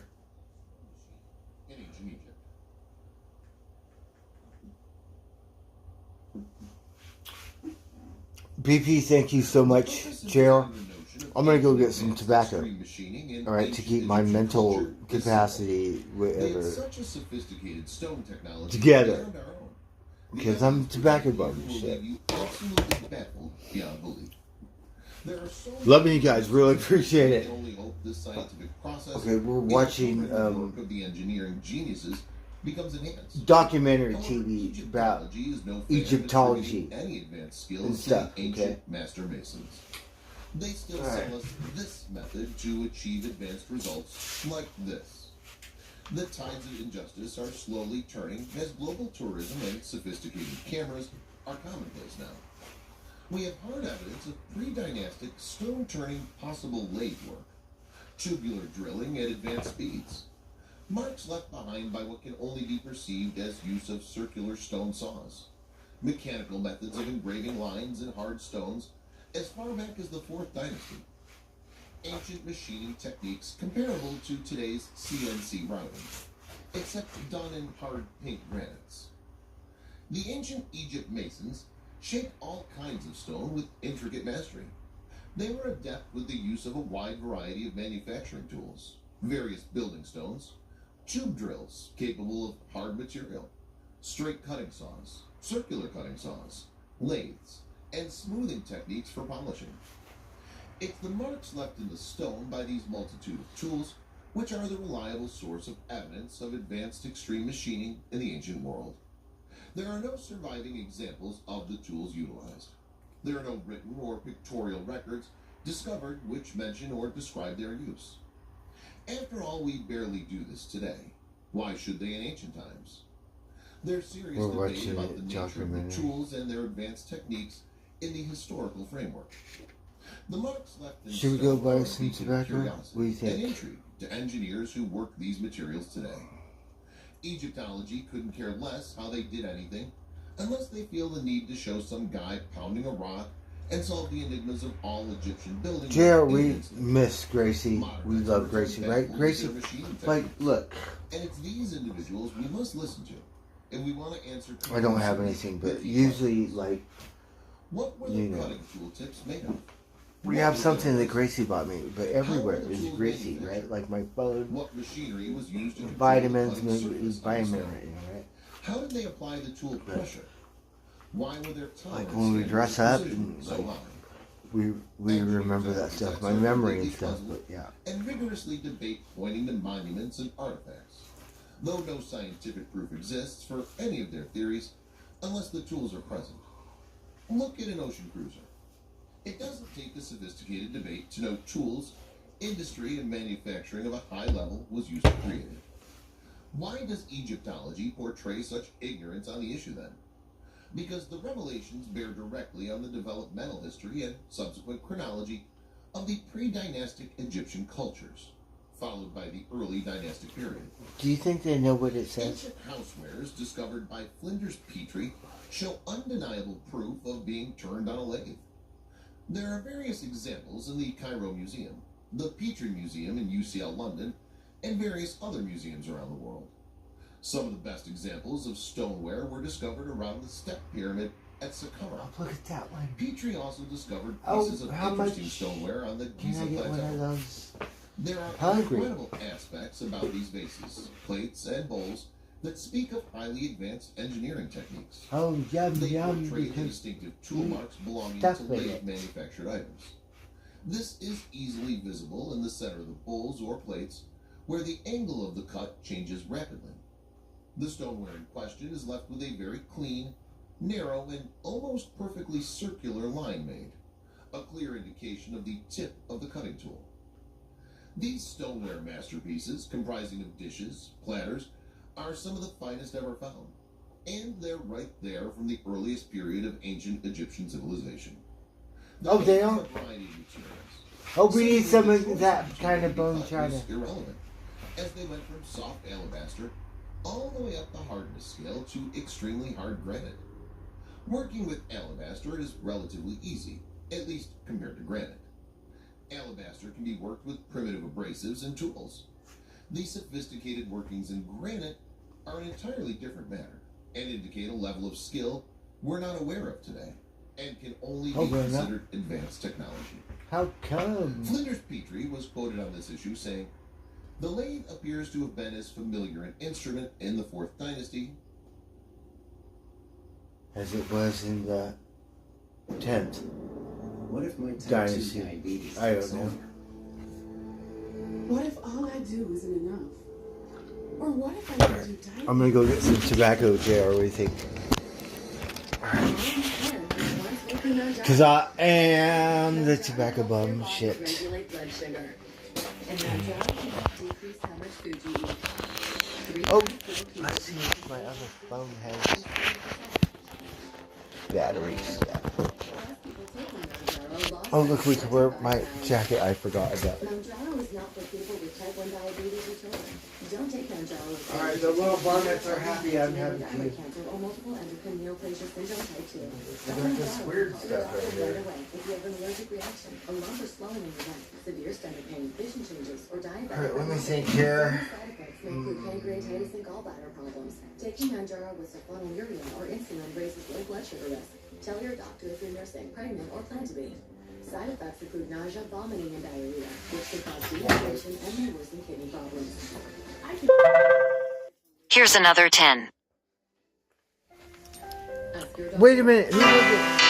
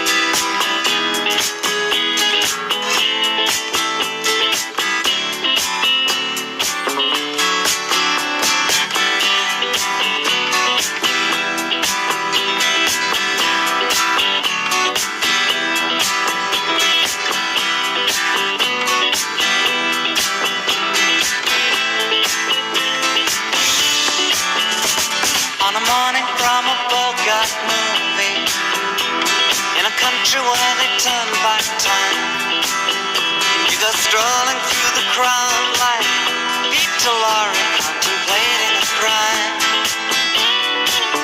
She comes out of the sun in a silk dress, running like a watercolor in the rain. Don't bother asking for explanation, she'll just tell you that she came in the year of the cat.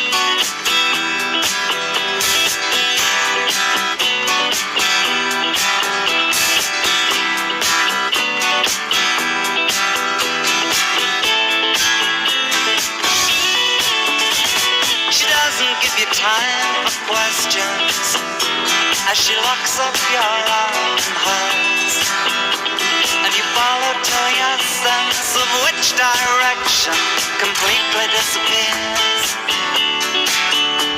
By the blue tiled walls near the market stalls, there's a hidden door she leads you to.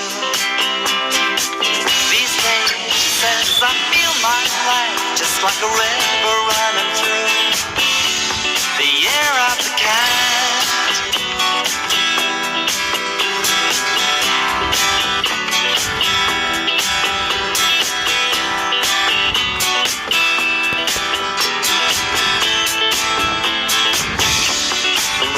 Well, she looks at you so coolly, and her eyes shine like the moon and the sea. She comes in incense and patchouli, so you take her to find what's waiting inside the year of the cat.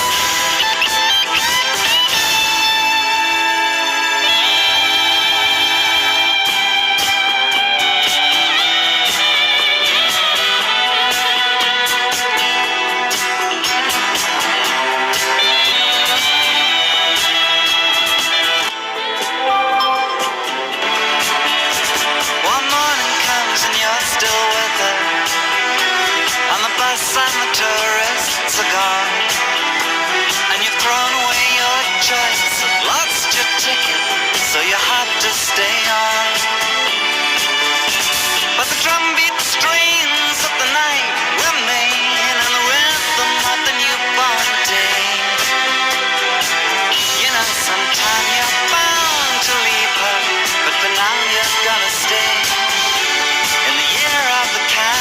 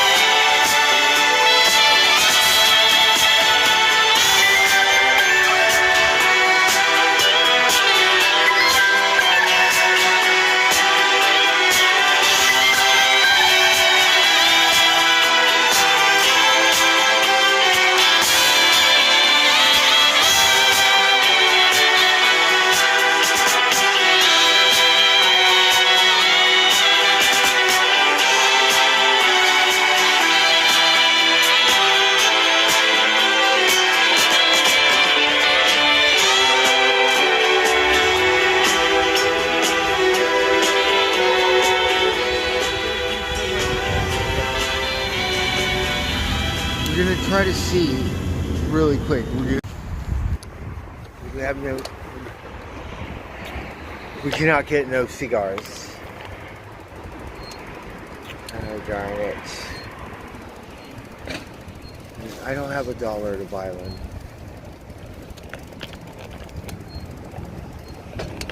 It would be out there all night, right? Good dollar, right? Like.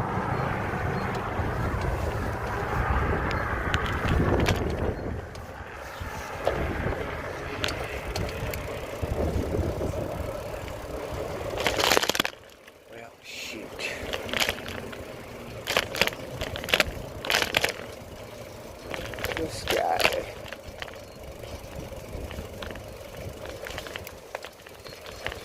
retail park here. Okay, I'm low track. Hold on. Alright. Pay attention.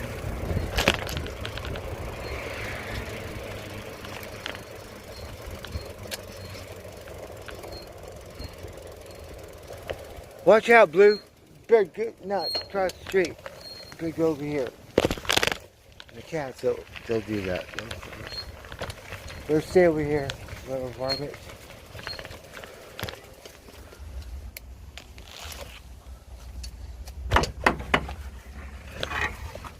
Oh, watch out, watch out. Oh, I'm hungry.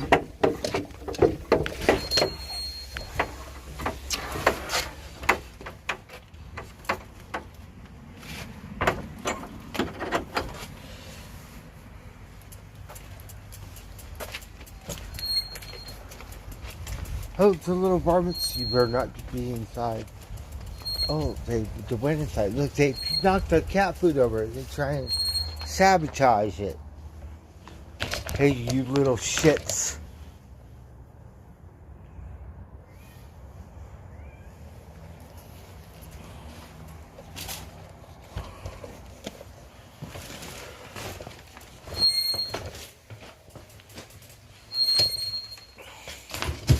Anyways, I think we're gonna go to bed. Thank you guys.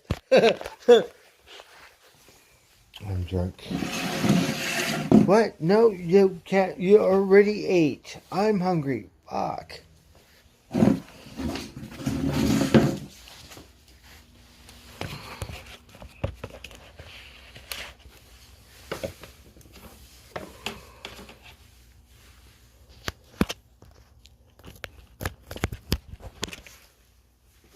Well, shoot.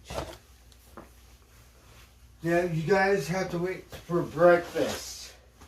You know what breakfast is? Have you seen Spot? Okay.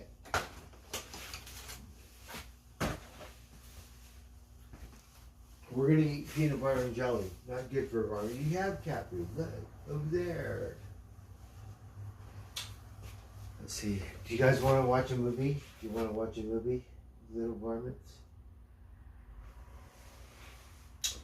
Let's watch a movie. What do you think? Huh? I'm gonna eat a peanut butter sandwich. Okay, we need some sugar or some. Oh, look, I got cupcake. Oh, I only have one. That you are necessary to ensure that the measurements are consistent throughout the creation of those artifacts. The tools to measure are equally We're just gonna eat this first. drill and polish.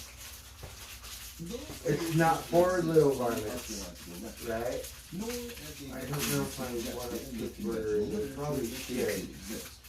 So it's an open question right now, and it's certainly open for study by Egyptologists or universities. We're back who up to care or Egyptologists. dare take up the challenge. And that challenge is to be able to come up with methods that would explain these artifacts in a way that modern engineers would understand and believe. Unfortunately, in the past, this has not taken place. We've not been directed or shown by people in Egyptology or in academia. We haven't been shown any methods that will adequately explain the creation of the artifacts. For example, perfectly flat surfaces that you find on the igneous rock or the granite and basalt diorite artifacts that occur all over Egypt. You'll find a very large block in the Valley Temple near the Sphinx at Giza. There's one wall where there is a diorite block that shows a high order of precision, being extremely flat. Comparative measurements using a very precise straight edge show precision to 1/10 the thickness of a human hair. While this is extremely precise, you also find those kind of surfaces in the Great Pyramid and the granite bottoms in the Great Pyramid, also the Second Pyramid. There are numerous very large, what they call sarcophagi, in the Serapeum, and these sarcophagi are supposedly built to bury bulls. But the precision and the size of these boxes that seem to indicate a much higher purpose. One that would serve a technological purpose. rather than just for a funeral.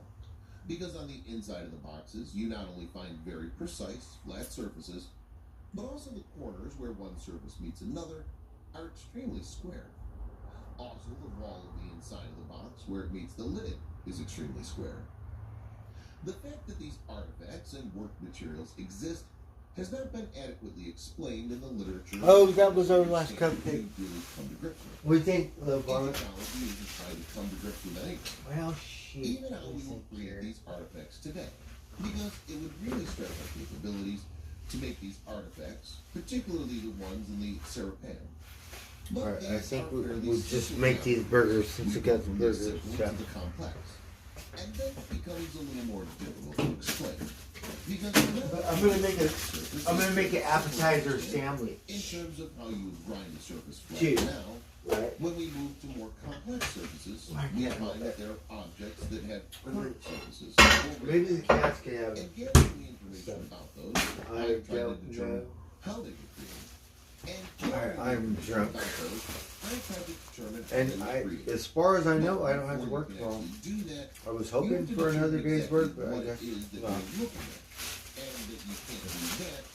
But I do have something lined up, and it's just a couple of hours. I'm barely doing that. Compound surfaces and compound radii that flow from one to the other.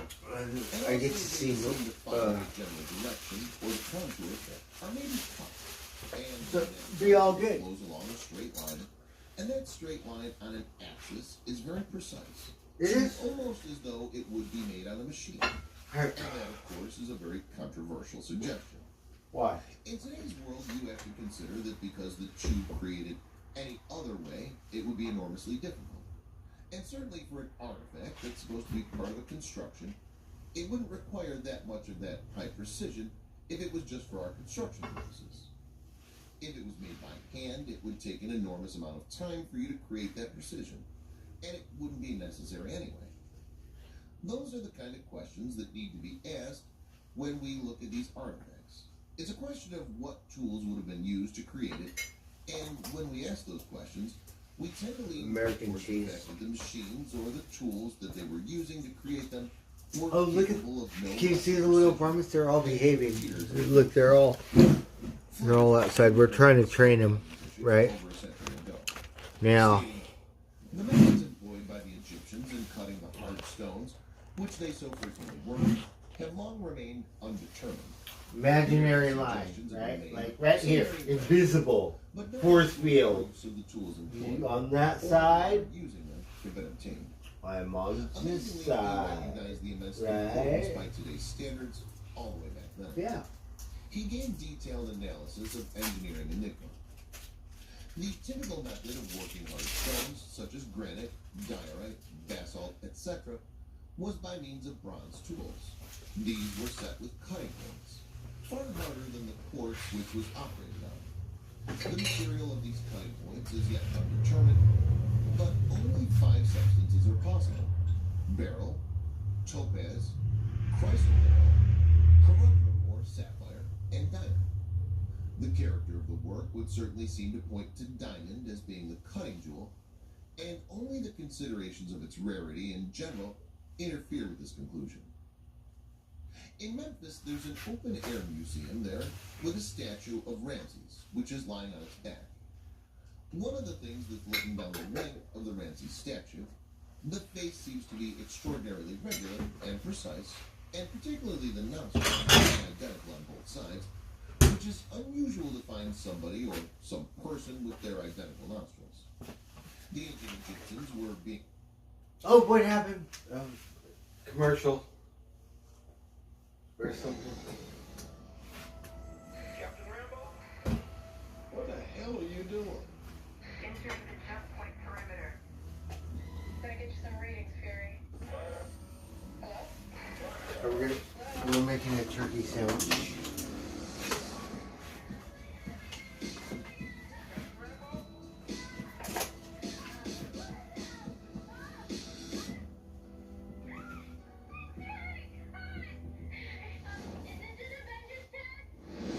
Where's Captain Rambo?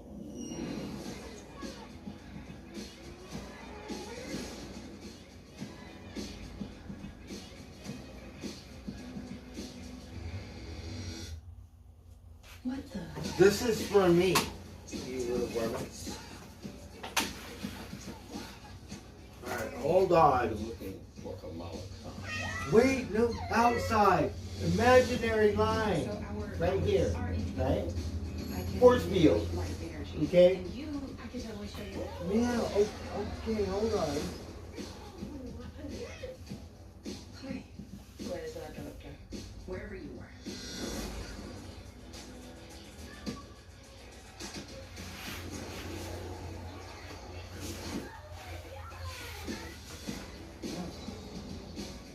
Tiger.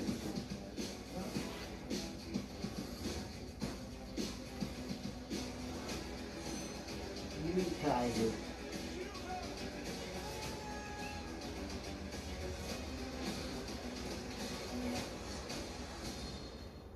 We're a team. No, we're not. We're not a team. We're not a team. Tiger. Tiger eat. Legend has it that there's this place. where Silly great things varmints. have begun. Spectacular things, magical things, legendary things. Let your legend begin at Aulani, a Disney resort and spa in Hawaii. We're being very precise and symmetrical. I think we should cook these burgers up, darn it. The head of Ramses on his statue is so perfect. We're just gonna have an appetizer because I have the munchies. We're watching the Egyptologist stuff, and I'm drunk. So a little beard out, maybe have some backwards. We got some water, thank goodness. The symmetry in the Ramses face is very remarkable precision. Overlaying 2D transparent photos shows this amazing feat of engineering. When you realize it's three-dimensionally symmetric, it becomes mind-boggling at that point. Christopher Dunn is by far one of the most prominent experts on this entire issue. The level of sophistication that the ancient Egyptians had used in creating these statues is simply incredible. The Ramses statue in situ at the Temple of Luxor is not a rogue example. Reportedly, over 100 Ramses statues were created. Another famous one is in the British Museum, and it's in the exact same condition of precision and symmetry. The interesting thing about the British Museum statue of Ramses, we see that there was a mistake in the manufacture of that statue, where there was a dig in the corner of the mouth where the tool had cut too deep, and then in order to compensate for that, they had to cut the lips deeper into the face, which created a very sharp cusp. Human hands really didn't have much control over because they did not have to do those mistakes by hand. Again, we return to Flinders Petrie's analysis for insight. Many nations are in the habit of cutting hard materials by means of a soft substance, as copper, wood, horn, etc., with a hard powder applied to it. The powder sticks in the basis employed, and this being scraped over the stone to be cut so it wears away. Many persons have therefore very readily assumed, as I myself did at first, that this method must necessarily have been used by the Egyptians, and that it would suffice to produce all the examples now collected. Such, however, is far from being the case. Though no doubt in alabaster, in other soft stones, this method What do you was think? employed. This one tastes very Take good. a moment to recap what we do know. We've been eating them. Maybe we're on a second wind, and they're wonderful now. They had tube drills with drill bits and the necessary machinery to hold them in place and apply rotational torque. They had saws that could cut granite with ease and precision, producing amazing symmetry. They had the ability to work the hardest of rocks, and more often preferred to do so. In addition, they applied their techniques finishing granite in situ, after a block had been placed in a wall or on the surface of a pyramid, which literally boggles the What do you think about that, granite? They had the ability to cut, level, and polish granite to a sophisticated degree of perfection. They had lathe machinery that would churn and polish granite, schist, basalt, etc. in ways we've not duplicated in our modern society. They cut How come? accurate parallel limestone joints with such a remarkable flatness over huge surface areas, some 35 square feet or more, a technique they'd mastered before creating the casing of the Great Pyramid at Giza. They had the knowledge and technology to repeatedly lift, maneuver, and delicately place enormous weights of stone at various heights. They had the motivation and means to quarry and move millions of stone blocks. They had the administrative skill to foresee multi-generational works, all that they require for a very long planning and project continuity, whilst maintaining the commitment of many generations of craftsmen, from apprenticeship through retirement of the workforce. Putting it this way, the pyramid builders of ancient Egypt have achieved the implementation of the largest, most ambitious, and vast long-term engineering construction program in the history of mankind, by a long shot. The first one? Flinders Petrie never could satisfy his curiosity over the working of quartz, saying that the Egyptians were Don, I don't know if I'm I don't want to cook it. I and that should. they used this jewel as a sharp-pointed graver I think is we're just put gonna eat beyond them. doubt We'll by the cook this diorite tomorrow, bowls okay. with inscriptions of the 4th Dynasty, We need of the which eggs, I found right? fragments of Eggs Giza, and cake. as well as the scratches on polished We granite here. of Ptolemaic age at sand. The hieroglyphs are incised, with a very free fine point. They're not straight or ground out, but are plowed through the diorite, with rough edges to the line. We've been doing this for whatever, so we'll just eat turkey sandwiches, right? And then we'll eat peanut butter and jelly sandwiches for breakfast or dessert or whatever. We have some water. Do you need some water? I think the little varmints need some water. They get some water.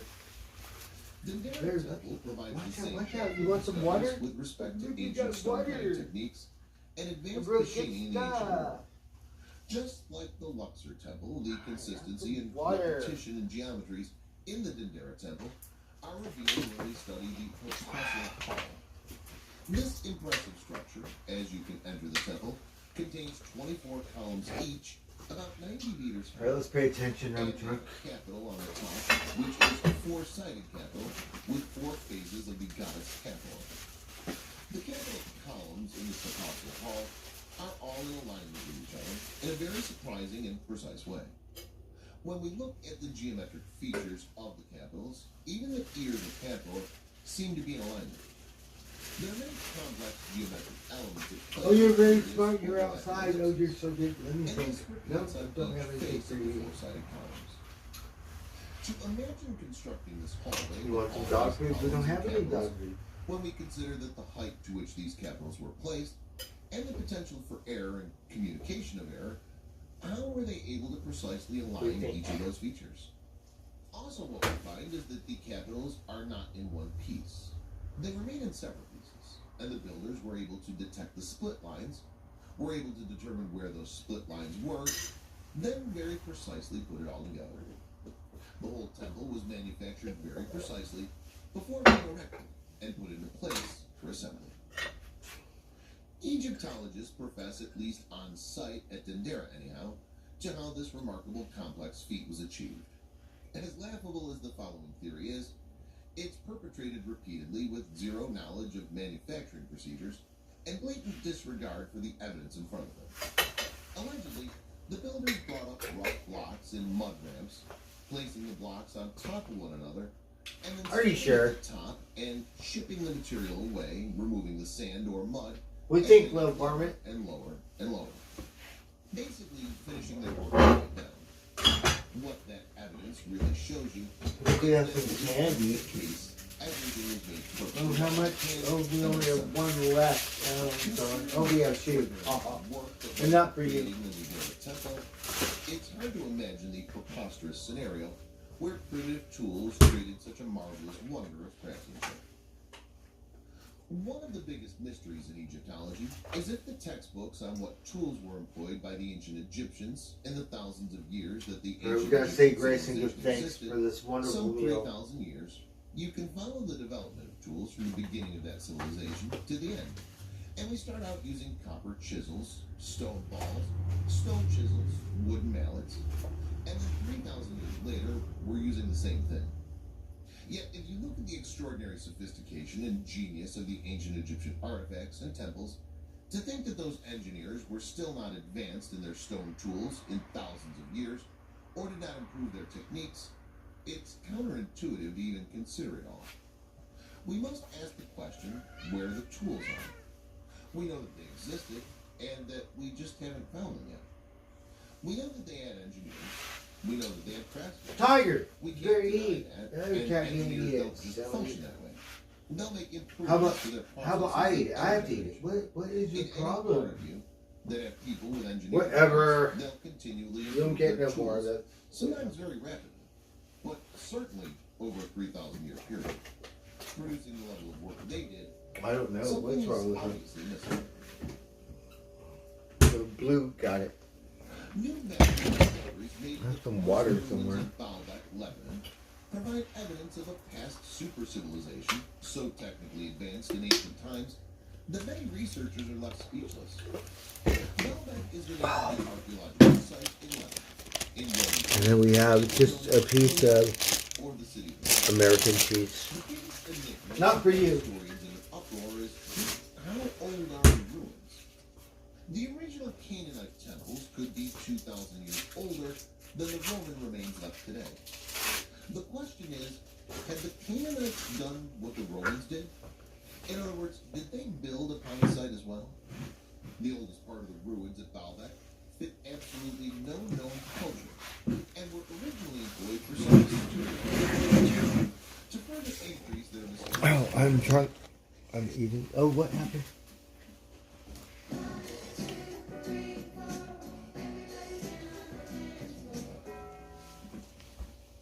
The show-stopping BMW i4 is electricity in its most powerful form, with a range of up to 300 miles and the power of over 500 horses.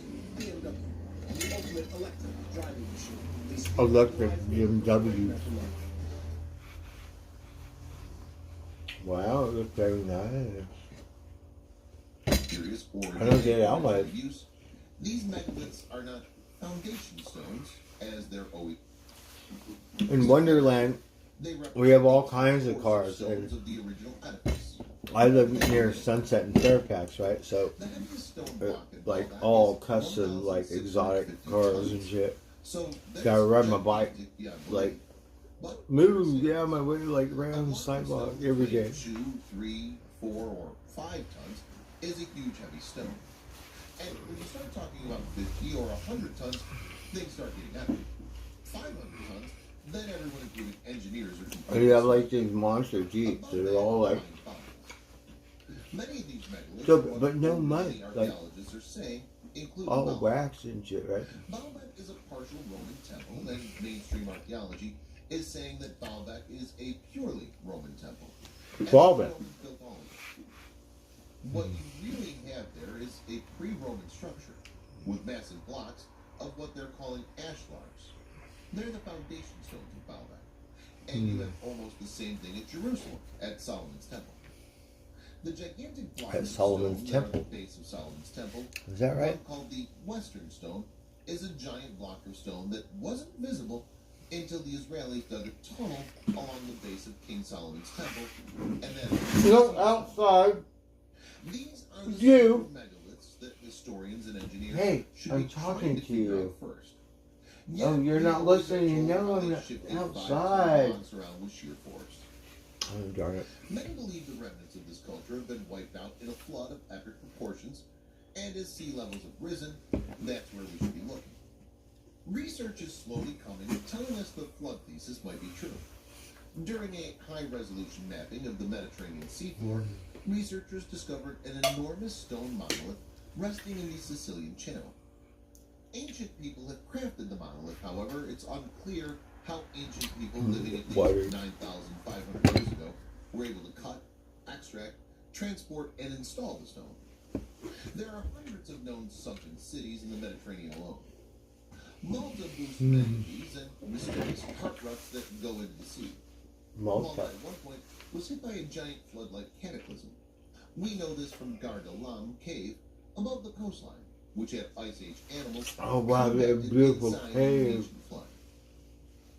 Ancient civilizations always seem to head back to Atlantis Lemuria, the megaliths in South America, as well as underwater ruins in the Bahamas are no exception. Atlantis was tied to the underwater Bimini Wall with Edgar Casey's prediction. However, Atlantis as a story is traced back through Egypt, From the Egyptian story of Solon, Atlantis was a global civilization before 10,000 BC. And that's the legend of Atlantis. But archaeologists and historians like the civilization starting in Sumeria. Sumeria seems to uproot this long-held concept, and The what Syrian? we're obviously looking at is a restart of civilization, perhaps many times. That's what you would expect from a global cataclysm of epic proportions. No. Any traces of civilization before the 10,000 BC era would essentially be labeled Atlantis. India speaks a tale like this, and the lost continent of Kumari Kandam. The Tamils claim that And they're bread. a You don't want to continent eat that's bread. now underwater south of India between Australia. Sri Lanka was part of this Tamil Atlantean kingdom. When we come to Peru in South America, we come across so many similarities with Egypt and Cyclopean supermegaliths, we really must consider the Atlantis thesis as highly plausible. Maybe these myth tellers are recounting their own history. The huge blocks of Thank you stone guys, located in everyone. Tambo in Peru JRPB, are I'm a fine drunk. example of high craftsmanship, We're watching the Egyptology and stuff. bizarre techniques And I'm munching out on replicated across the sandwiches. Atlantic with a practice known as keystone cuts. These uniquely shaped cuts, done in megalithic blocks, is a very unusual way to put blocks together. But you find these keystone cuts in all kinds of different parts of the world. I don't have to work tomorrow, so I don't have to go to bed early, but I'm a little drunk. And they're cuts in blocks of stone upon which molten metals are poured into the motif. The keystone is always a costly joint, leading many to think that the connection is hermetically bonding the blocks together.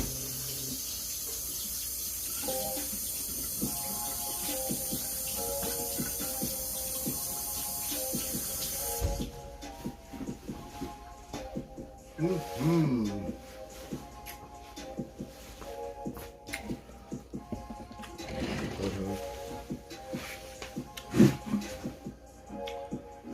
I cannot see. Richard, Charlotte, BBJR, what are you guys doing? I'm drunk. Hold on. Inside Lynn Martell or something. Hold on. Oh, I cannot see. Darn. I'm gonna make a peanut butter and jelly. We got dessert. We got candy. The Easter Bunny. The Easter Bunny was so kind. I was like, we get into the mind-boggling territory once again. I wasn't on the race for the Easter Bunny, right? We didn't get no aid. Three volcanoes. No aid. And there's a fourth volcano, sort of right, in we the center think of the that island, farmer. a little bit off. No bueno. And it's this one where all the statues on Easter Island were quarried. So now we're gonna eat candy and peanut butter. You cannot have any. It's not So for were moved barley. out of the quarry and placed around the islands facing inland, supposedly to protect the island. What happened at Easter Island is they made all these statues, left them at the quarry. They didn't do anything. No, you have They cat didn't move food. anywhere. Oh, They're who's there? just sitting still at the quarry, in a sense, on the side of the hill. In fact, What is that? most of them Some are kind of buried wild in instinct? according Bear, to the listen. natives on Easter Island. Imaginary What they live. would have to do is Right move the there. statues Over to the there. edge of the island. You. The Outside. islanders, their Easter Over Island, there, Napa Nui, silly. was part of a continent. a Imagine lost it right continent here. called Europe. Imaginary. This continent, their homeland, Alright? sank Quit beneath screwing the ocean. around. The only part of their land that didn't sink beneath the ocean was Easter Island. To protect their island from sinking, like the rest of the land, they put statues all around the edge of the island. Supposedly the statues walked themselves. Easter Island, being a volcanic island, has a puzzling and magnetic anomaly so strange, people often feel an unusual sense of sanity. It's often being compared to the magnetic Easter force Island. of We're the at previous Easter Island. These statues are 40 to 50 feet high, but most of them are buried up to their chests. Some are lying down on the green slope. That's not Egypt, is it? Was there a cataclysm that washed across the island and buried them? How would 30 feet of soil have built up around these statues in even 500 years they're supposed to have been built? It's so baffling. Like, these statues have been there for thousands and thousands of No, years. not for you. And Bread, some silly. volcano had to go off to have buried them. Peanut butter.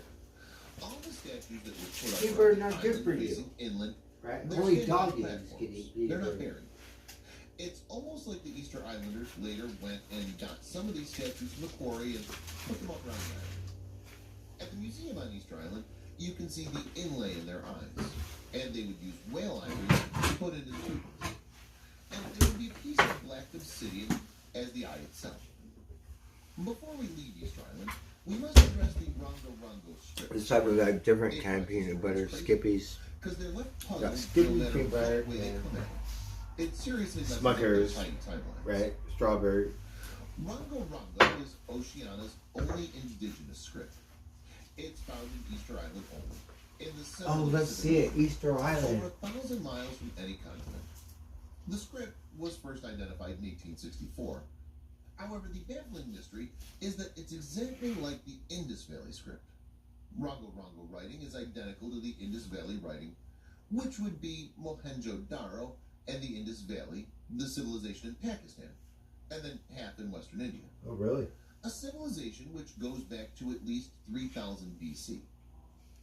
In 1932, Wilhelm de Hevesi was the first academic to suggest a link between Rongo Rongo and the Indus script of the Indus Valley civilization in India, claiming that as many as 40 Rongo Rongo symbols had a correlating symbol in the script from India. For a while, the idea was entertained and debated until radiocarbon dating of the Indus Valley culture was placed between circa 3300 to 1900 BC, a line which officially separated the two cultures by over 2,000 years. Recent research, however, has opened the debate again, as the finding of Indus Valley DNA in Australian Aborigines suggests a contact between the two cultures circa 2000 BC. The Pacific is riddled with enigmas. In Micronesia, a mysterious city called Nan Madol on the island of Pohnpei have sparked debates whether it's linked to Gunung Padang in Indonesia. On the So now southeast corner of geography Pohnpei, the huge city is built into the ocean of the giant walls built out of Oh, your little varmints are doing pretty good. You can't eat no peanut butter and jelly. basalt stacked up in 100 artificial island walls that are 30 to 40 feet high in some places. Using prismatic crystals of basalt weighing... All right, look, this is how crazy Americans are, right? People got put this thing, like, before they didn't do that stuff. But people could put stuff in there, right? Got, like, that how you know it's safe, right? 250 million tons for non-Madal. That just goes to show you how fucked up the world is, right? Bizarrely, the 8-sided prismatic Like, who does that? Oh, you have to. What happened? lights. Everything about this place is off the charts. When you get your mind around 100 artificial islands, We think it's varmints. mind-blowing how anyone could have done this. 250 million tons of basalt stacked Skippy? up into these walls, 30 feet high. Bootleg. Bootleg was very good. Let's see. What's the difference? Just like Easter Island, the native inhabitants are detached from the original builders. We were watching Egypt. We went to Easter Island. Now we're in Easter Island. Take on the day. With Pulse, up to 90% of patients saw a significant improvement of their psoriasis plaques. Some even saw 100% clear skin. And for those with psoriatic arthritis, Pulse reduces joint pain and stiffness. Don't use if you are allergic to Pulse. Before starting, get checked for tuberculosis. Increased risk of infections and lower ability to fight them may occur. Tell your doctor about infectious symptoms or if inflammatory bowel disease symptoms develop or watch or out. not a vaccine or plan to. Serious allergic reactions can occur. Ask All your right, got doctor peanut about butter and jelly sandwich. Why do we always see around the planet huge cut blocks of stone when smaller ones would do? Peanut butter, jelly This is an Aswan sandwich. The unfinished obelisk in the Aswan quarries, where the Aswan Dam is 100 miles from Luxor. The top of the obelisk has been squared off and cut, and there are big trenches going down the sides that have been dug out of solid granite bedrock. It's unfinished because of a natural fault they couldn't see from above. The sheer size they were attempting to quarry out is beyond belief, yet there it is. The obelisk of Axum is truly amazing that it was transported between continents twice during the last 100 years. However, the reason for delay in repatriation was the sheer difficulty in doing it. As a society today, if we struggle shifting obelisks, how did the ancients manage? And again, why did they build them so big if they did struggle? What was the gain in doing so? Amazing megalithic work in Ethiopia didn't stop at obelisks. It continued until 900 years ago with the rock-cut churches of Lalibela, an amazing feat of stonework. Although a marvel to look at, we can easily see how something like this is quarried slowly. Working stones over 500 tons is another matter entirely. Whilst most megalithic regions in Europe boast some huge capstones, like the Antequera Dolmen in Spain and Le Table de Machan in Brittany, most of the megalithic sites that encompass the nomadic culture who built them are built of more manageable size. Megalithic European sites run into the thousands upon thousands. They're everywhere. Look at What that. happened? You'll find dense hotspots of megalithic activity in various regions. Yeah, never mind. Brittany is perhaps the most famous. The broken obelisk there. Go sleep now. Oh, you just This woke stone up? obelisk has the honor of having Little once been vampire? the largest known standing stone in Europe, and the largest of a huge 19-stone alignment. Today, the menhir is broken into 4 We pieces. cannot sleep with the which door still open lie where because they you fell. come inside. The stone is estimated to have weighed about 355 tons when complete, and to have stood over 20 meters high. It was hand-mauled into its present shape. Yeah. The other one, listen, you don't listen. You come inside. Didn't I just say imaginary line? No, I'm talking to you Source of too. similar stone at over 50 miles No. distance. And even though newer reports suggest only 10 kilometers north of Auray, it still highlights the We're fact giving that you the some water, location some really good outweighed water. the difficulties Okay, involved so in we are- transporting such large stones over long distances. Dole de Bretagne obelisk at 9 meters high is still hugely impressive. We're Oh, talking that peanut butter and Neolithic jelly times, sandwich was so 4000 good. BC to 3000 BC. And the idea we've been given of this time Hey, is Richard, more everyone. improvement. The opposite is true. We're talking sophisticated transport of heavy materials. They are through awesome difficult terrain TV. over large distances. The biggest Sometimes it changes takes a Europe little seem to while. occur in the furthest epochs, 4000 BC, and the later megalithic work seems to be So we got when this, culture right? dwindles out of existence around 1000. This is supposed to help me because once you get my age, you might want to eat multivitamins or whatever, right? These standing Get stones supplements. or menhirs are dotted around the landscape, but appear in their highest concentration at the alignments as known as the Karnak stones. All right, we're gonna make another Rows of peanut stones butter. directed in lines stretching almost as far as the eye can see. It's the largest megalithic site in the world. Clearly, size is not just the only component of the mystery. Complex layouts, patterns, and geometry are at play.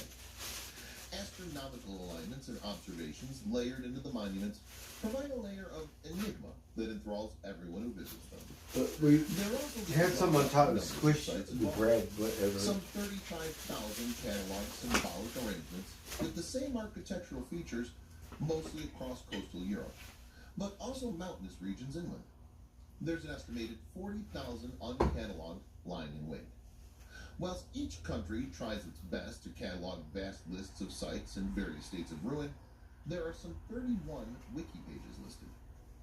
It's taken nearly 2 centuries for historians to admit that all of Europe's mysterious, massive stone structures may have had one origin source.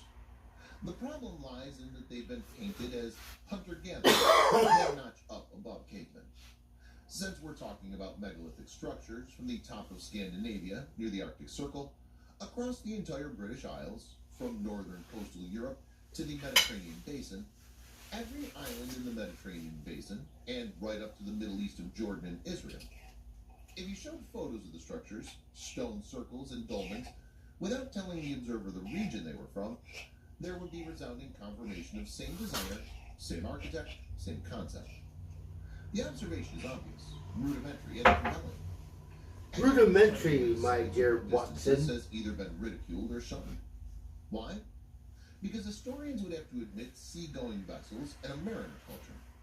It's almost as if what happened in coastal Europe was the remnants of a culture or survivors of a lost culture scattered, and they might try to keep the knowledge, architecture, and astronomy alive.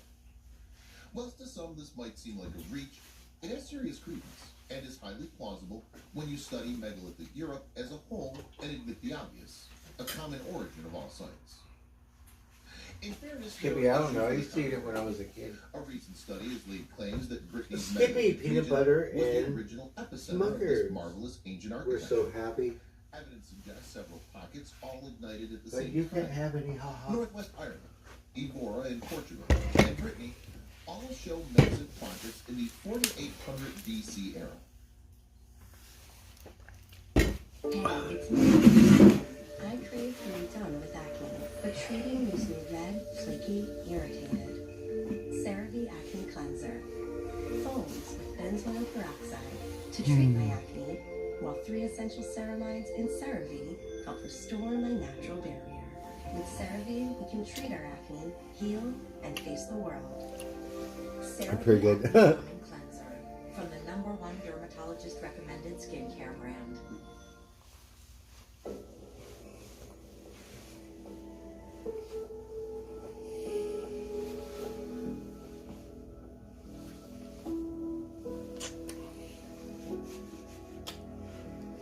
So tomorrow is Wednesday, right? Almendres Cromlech in Evora even shows remarkable similarities to Brittany alignments. The data we see on the ground doesn't match the study, which lays claims that the oldest is Brittany and everything else follows. Scotland and Malta show remarkable similarities also, which are at the two ends of Europe. Sardinia, Corsica, and Malta in the Mediterranean Sea, being relatively close to each other, all show such diversity in age, style, art, and architecture. It doesn't make sense. No. At the same time, in You have to portraying go all this, outside. we have signature monuments like dolmens in all these regions like a beacon, saying we all have the same concept. Mariners seeking refuge in Europe from an unknown common source fits this scenario perfectly. But mariners from where? From when? Look at the Flintstone house. Oh, you can't see People it. versed in massive megalithic construction hit Europe at different locations and set up camp. What looked like independent cultures doing the same bizarre, unique style independently is really one group with specific ideas scattered doing things individually. The question is, were the megalithic builders of Europe spawned from the same megalithic global culture? The style says no. Peru looks so unique, precise, and like a showroom masterpiece of masonry craftsmanship, whilst megalithic Europe looks so rough-cut, hewn and strewn together.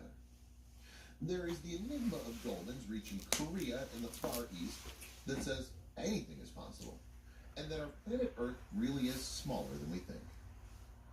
We often underestimate our ancestors.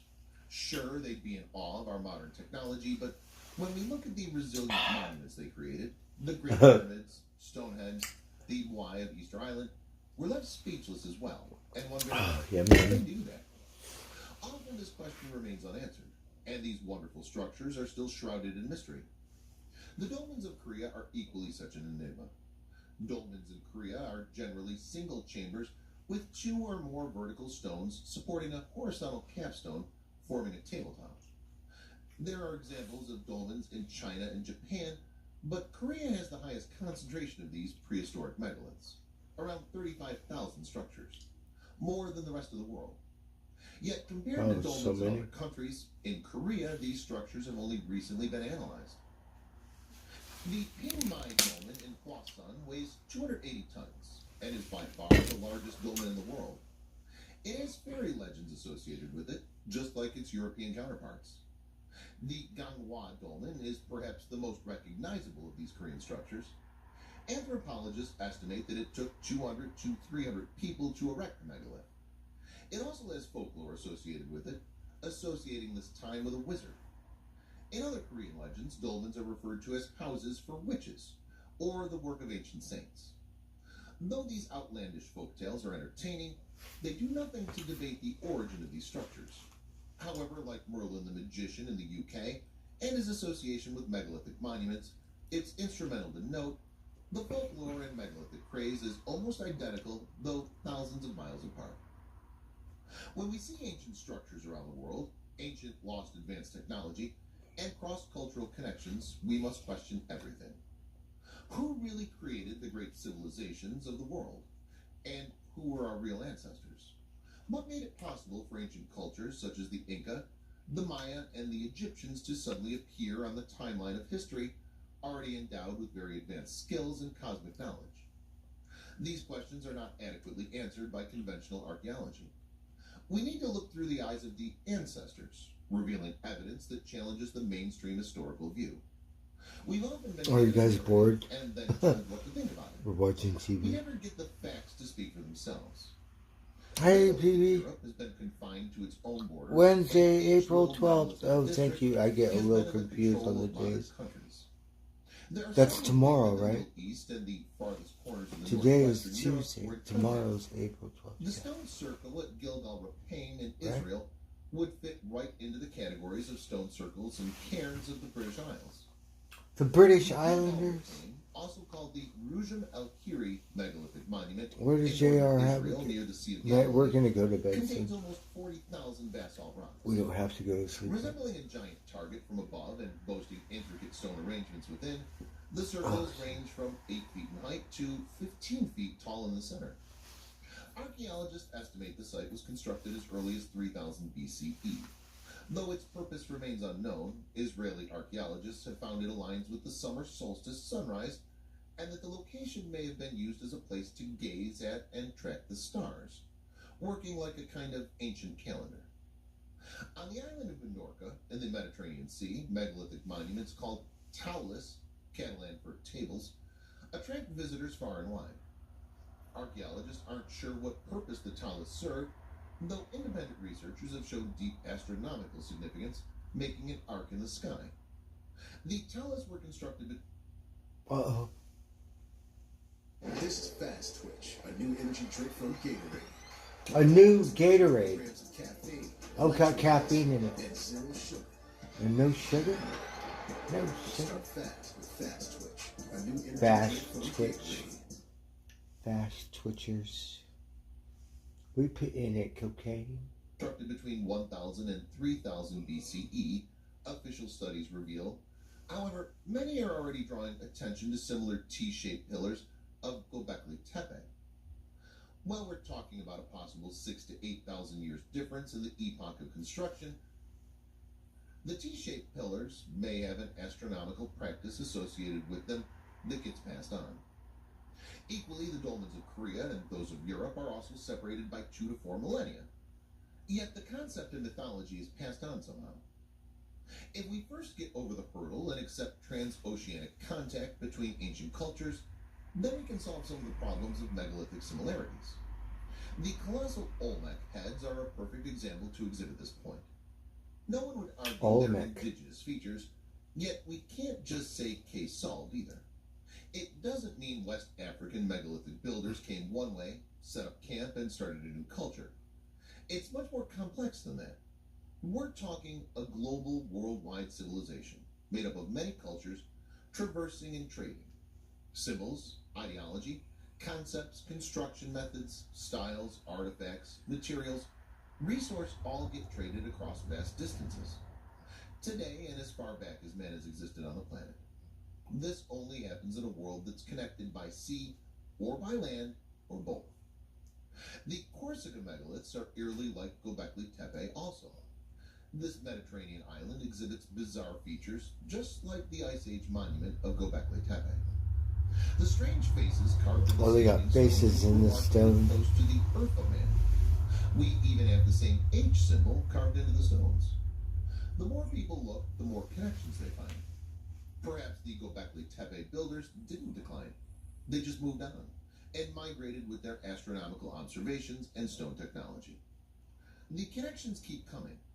The Earth of Man has as long fingers around the navel as do the Göbekli Tepe T-shaped pillars.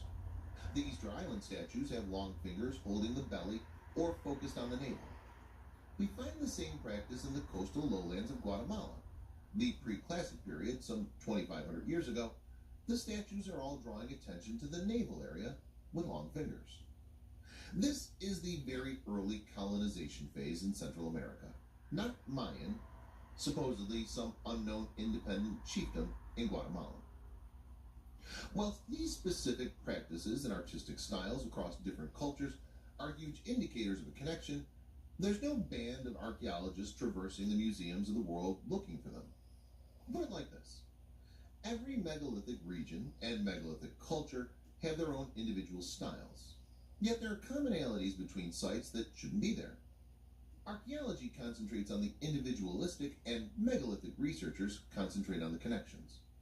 Keystone cuts is another fantastic instrumental concept that cannot be explained by archaeology. On various continents, the practice of keystone cuts appears. Pumapunku is one place where you can visit and see them openly. Was there a megalithic technology or advanced group traversing the world, teaching knowledge, trading knowledge, or migrating from place to place? If there was a cataclysm or worldwide Anyways, flood we're going to that sleep. some have suggested, I don't think I it could was stay killed up by any fish longer. It would also explain the common origin. I don't have to wake and up limited tomorrow. transoceanic contact. Each But megalithic this culture, as it TV moved is on and putting me to isolated sleep. itself, was left to progress, flourish, or dwindle out of existence. One of the most remarkable megalithic cultures to last so long on this earth was the San Augustine culture of Colombia. So very little is known about the ancient peoples of San Augustine or their culture. They have no written language and had already disappeared several centuries before Europeans arrived in this part of the world. But their legacy is sealed regardless of how much or little we can learn about them. After all, they were responsible for building the largest group of monuments and megalithic sculptures in South America. This mystery is unlikely to be solved anytime soon. But San Augustine isn't about solving mysteries. It's about experiencing the wonders of a lost civilization. The real mystery of San Augustine lies in the identity of the skilled peoples who built these remarkable statues and burial sites. Archaeologists and anthropologists have been baffled trying to piece together some part of their story. The earliest remnants of their culture date back to 3300 BC. And these archaeological sites were abandoned around 1350. Alright, we're gonna go to sleep now, you They little were varmints. rediscovered in the 18th and 19th Alright, centuries. so you and got most one of of the these, burial I think sites that were was looted in one search of of gold. the budget, right? The fact remains So they instead, survived the longest Jim, of you all get megalithic cultures, like right up each until the Roman one. times. Then, like every other Right, so that way it's megalithic even. So culture, sometimes we just put it all out there, whatever. Like, you gotta share. This time you get each one individually, each little whatever, right? Get your own. We think better, huh? Divide it up. Gotta share, right?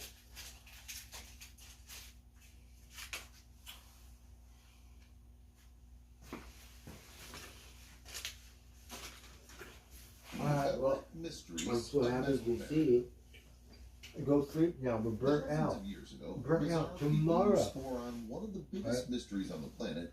Maybe settled wake part up of in the what morning, we go call meow Mesoamerica. meow. You get burnt The days. entire region, comprising of southern Mexico and most of Central America, as it stretches between what's now called the Gulf of Mexico and the Alright, Pacific cool. Ocean. The entire region is riddled with ancient sites and pyramid builders and incredible feats of engineering in inhospitable places.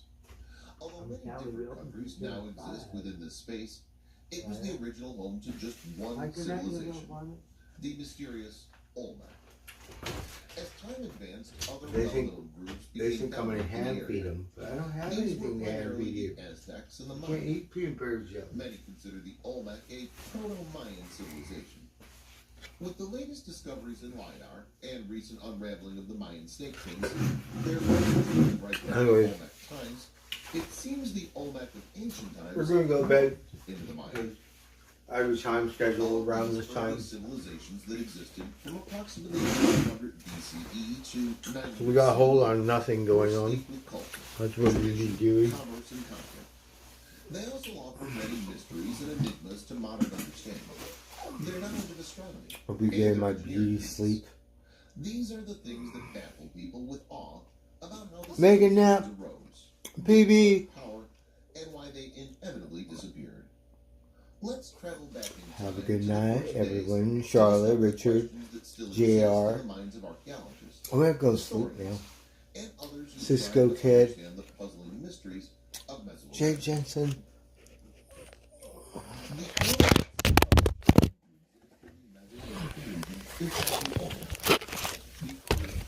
Oh, darn it. Are we upside down? I think we are. Alright, anyways, we've got to go sleep now. That engaged in trade and other important things.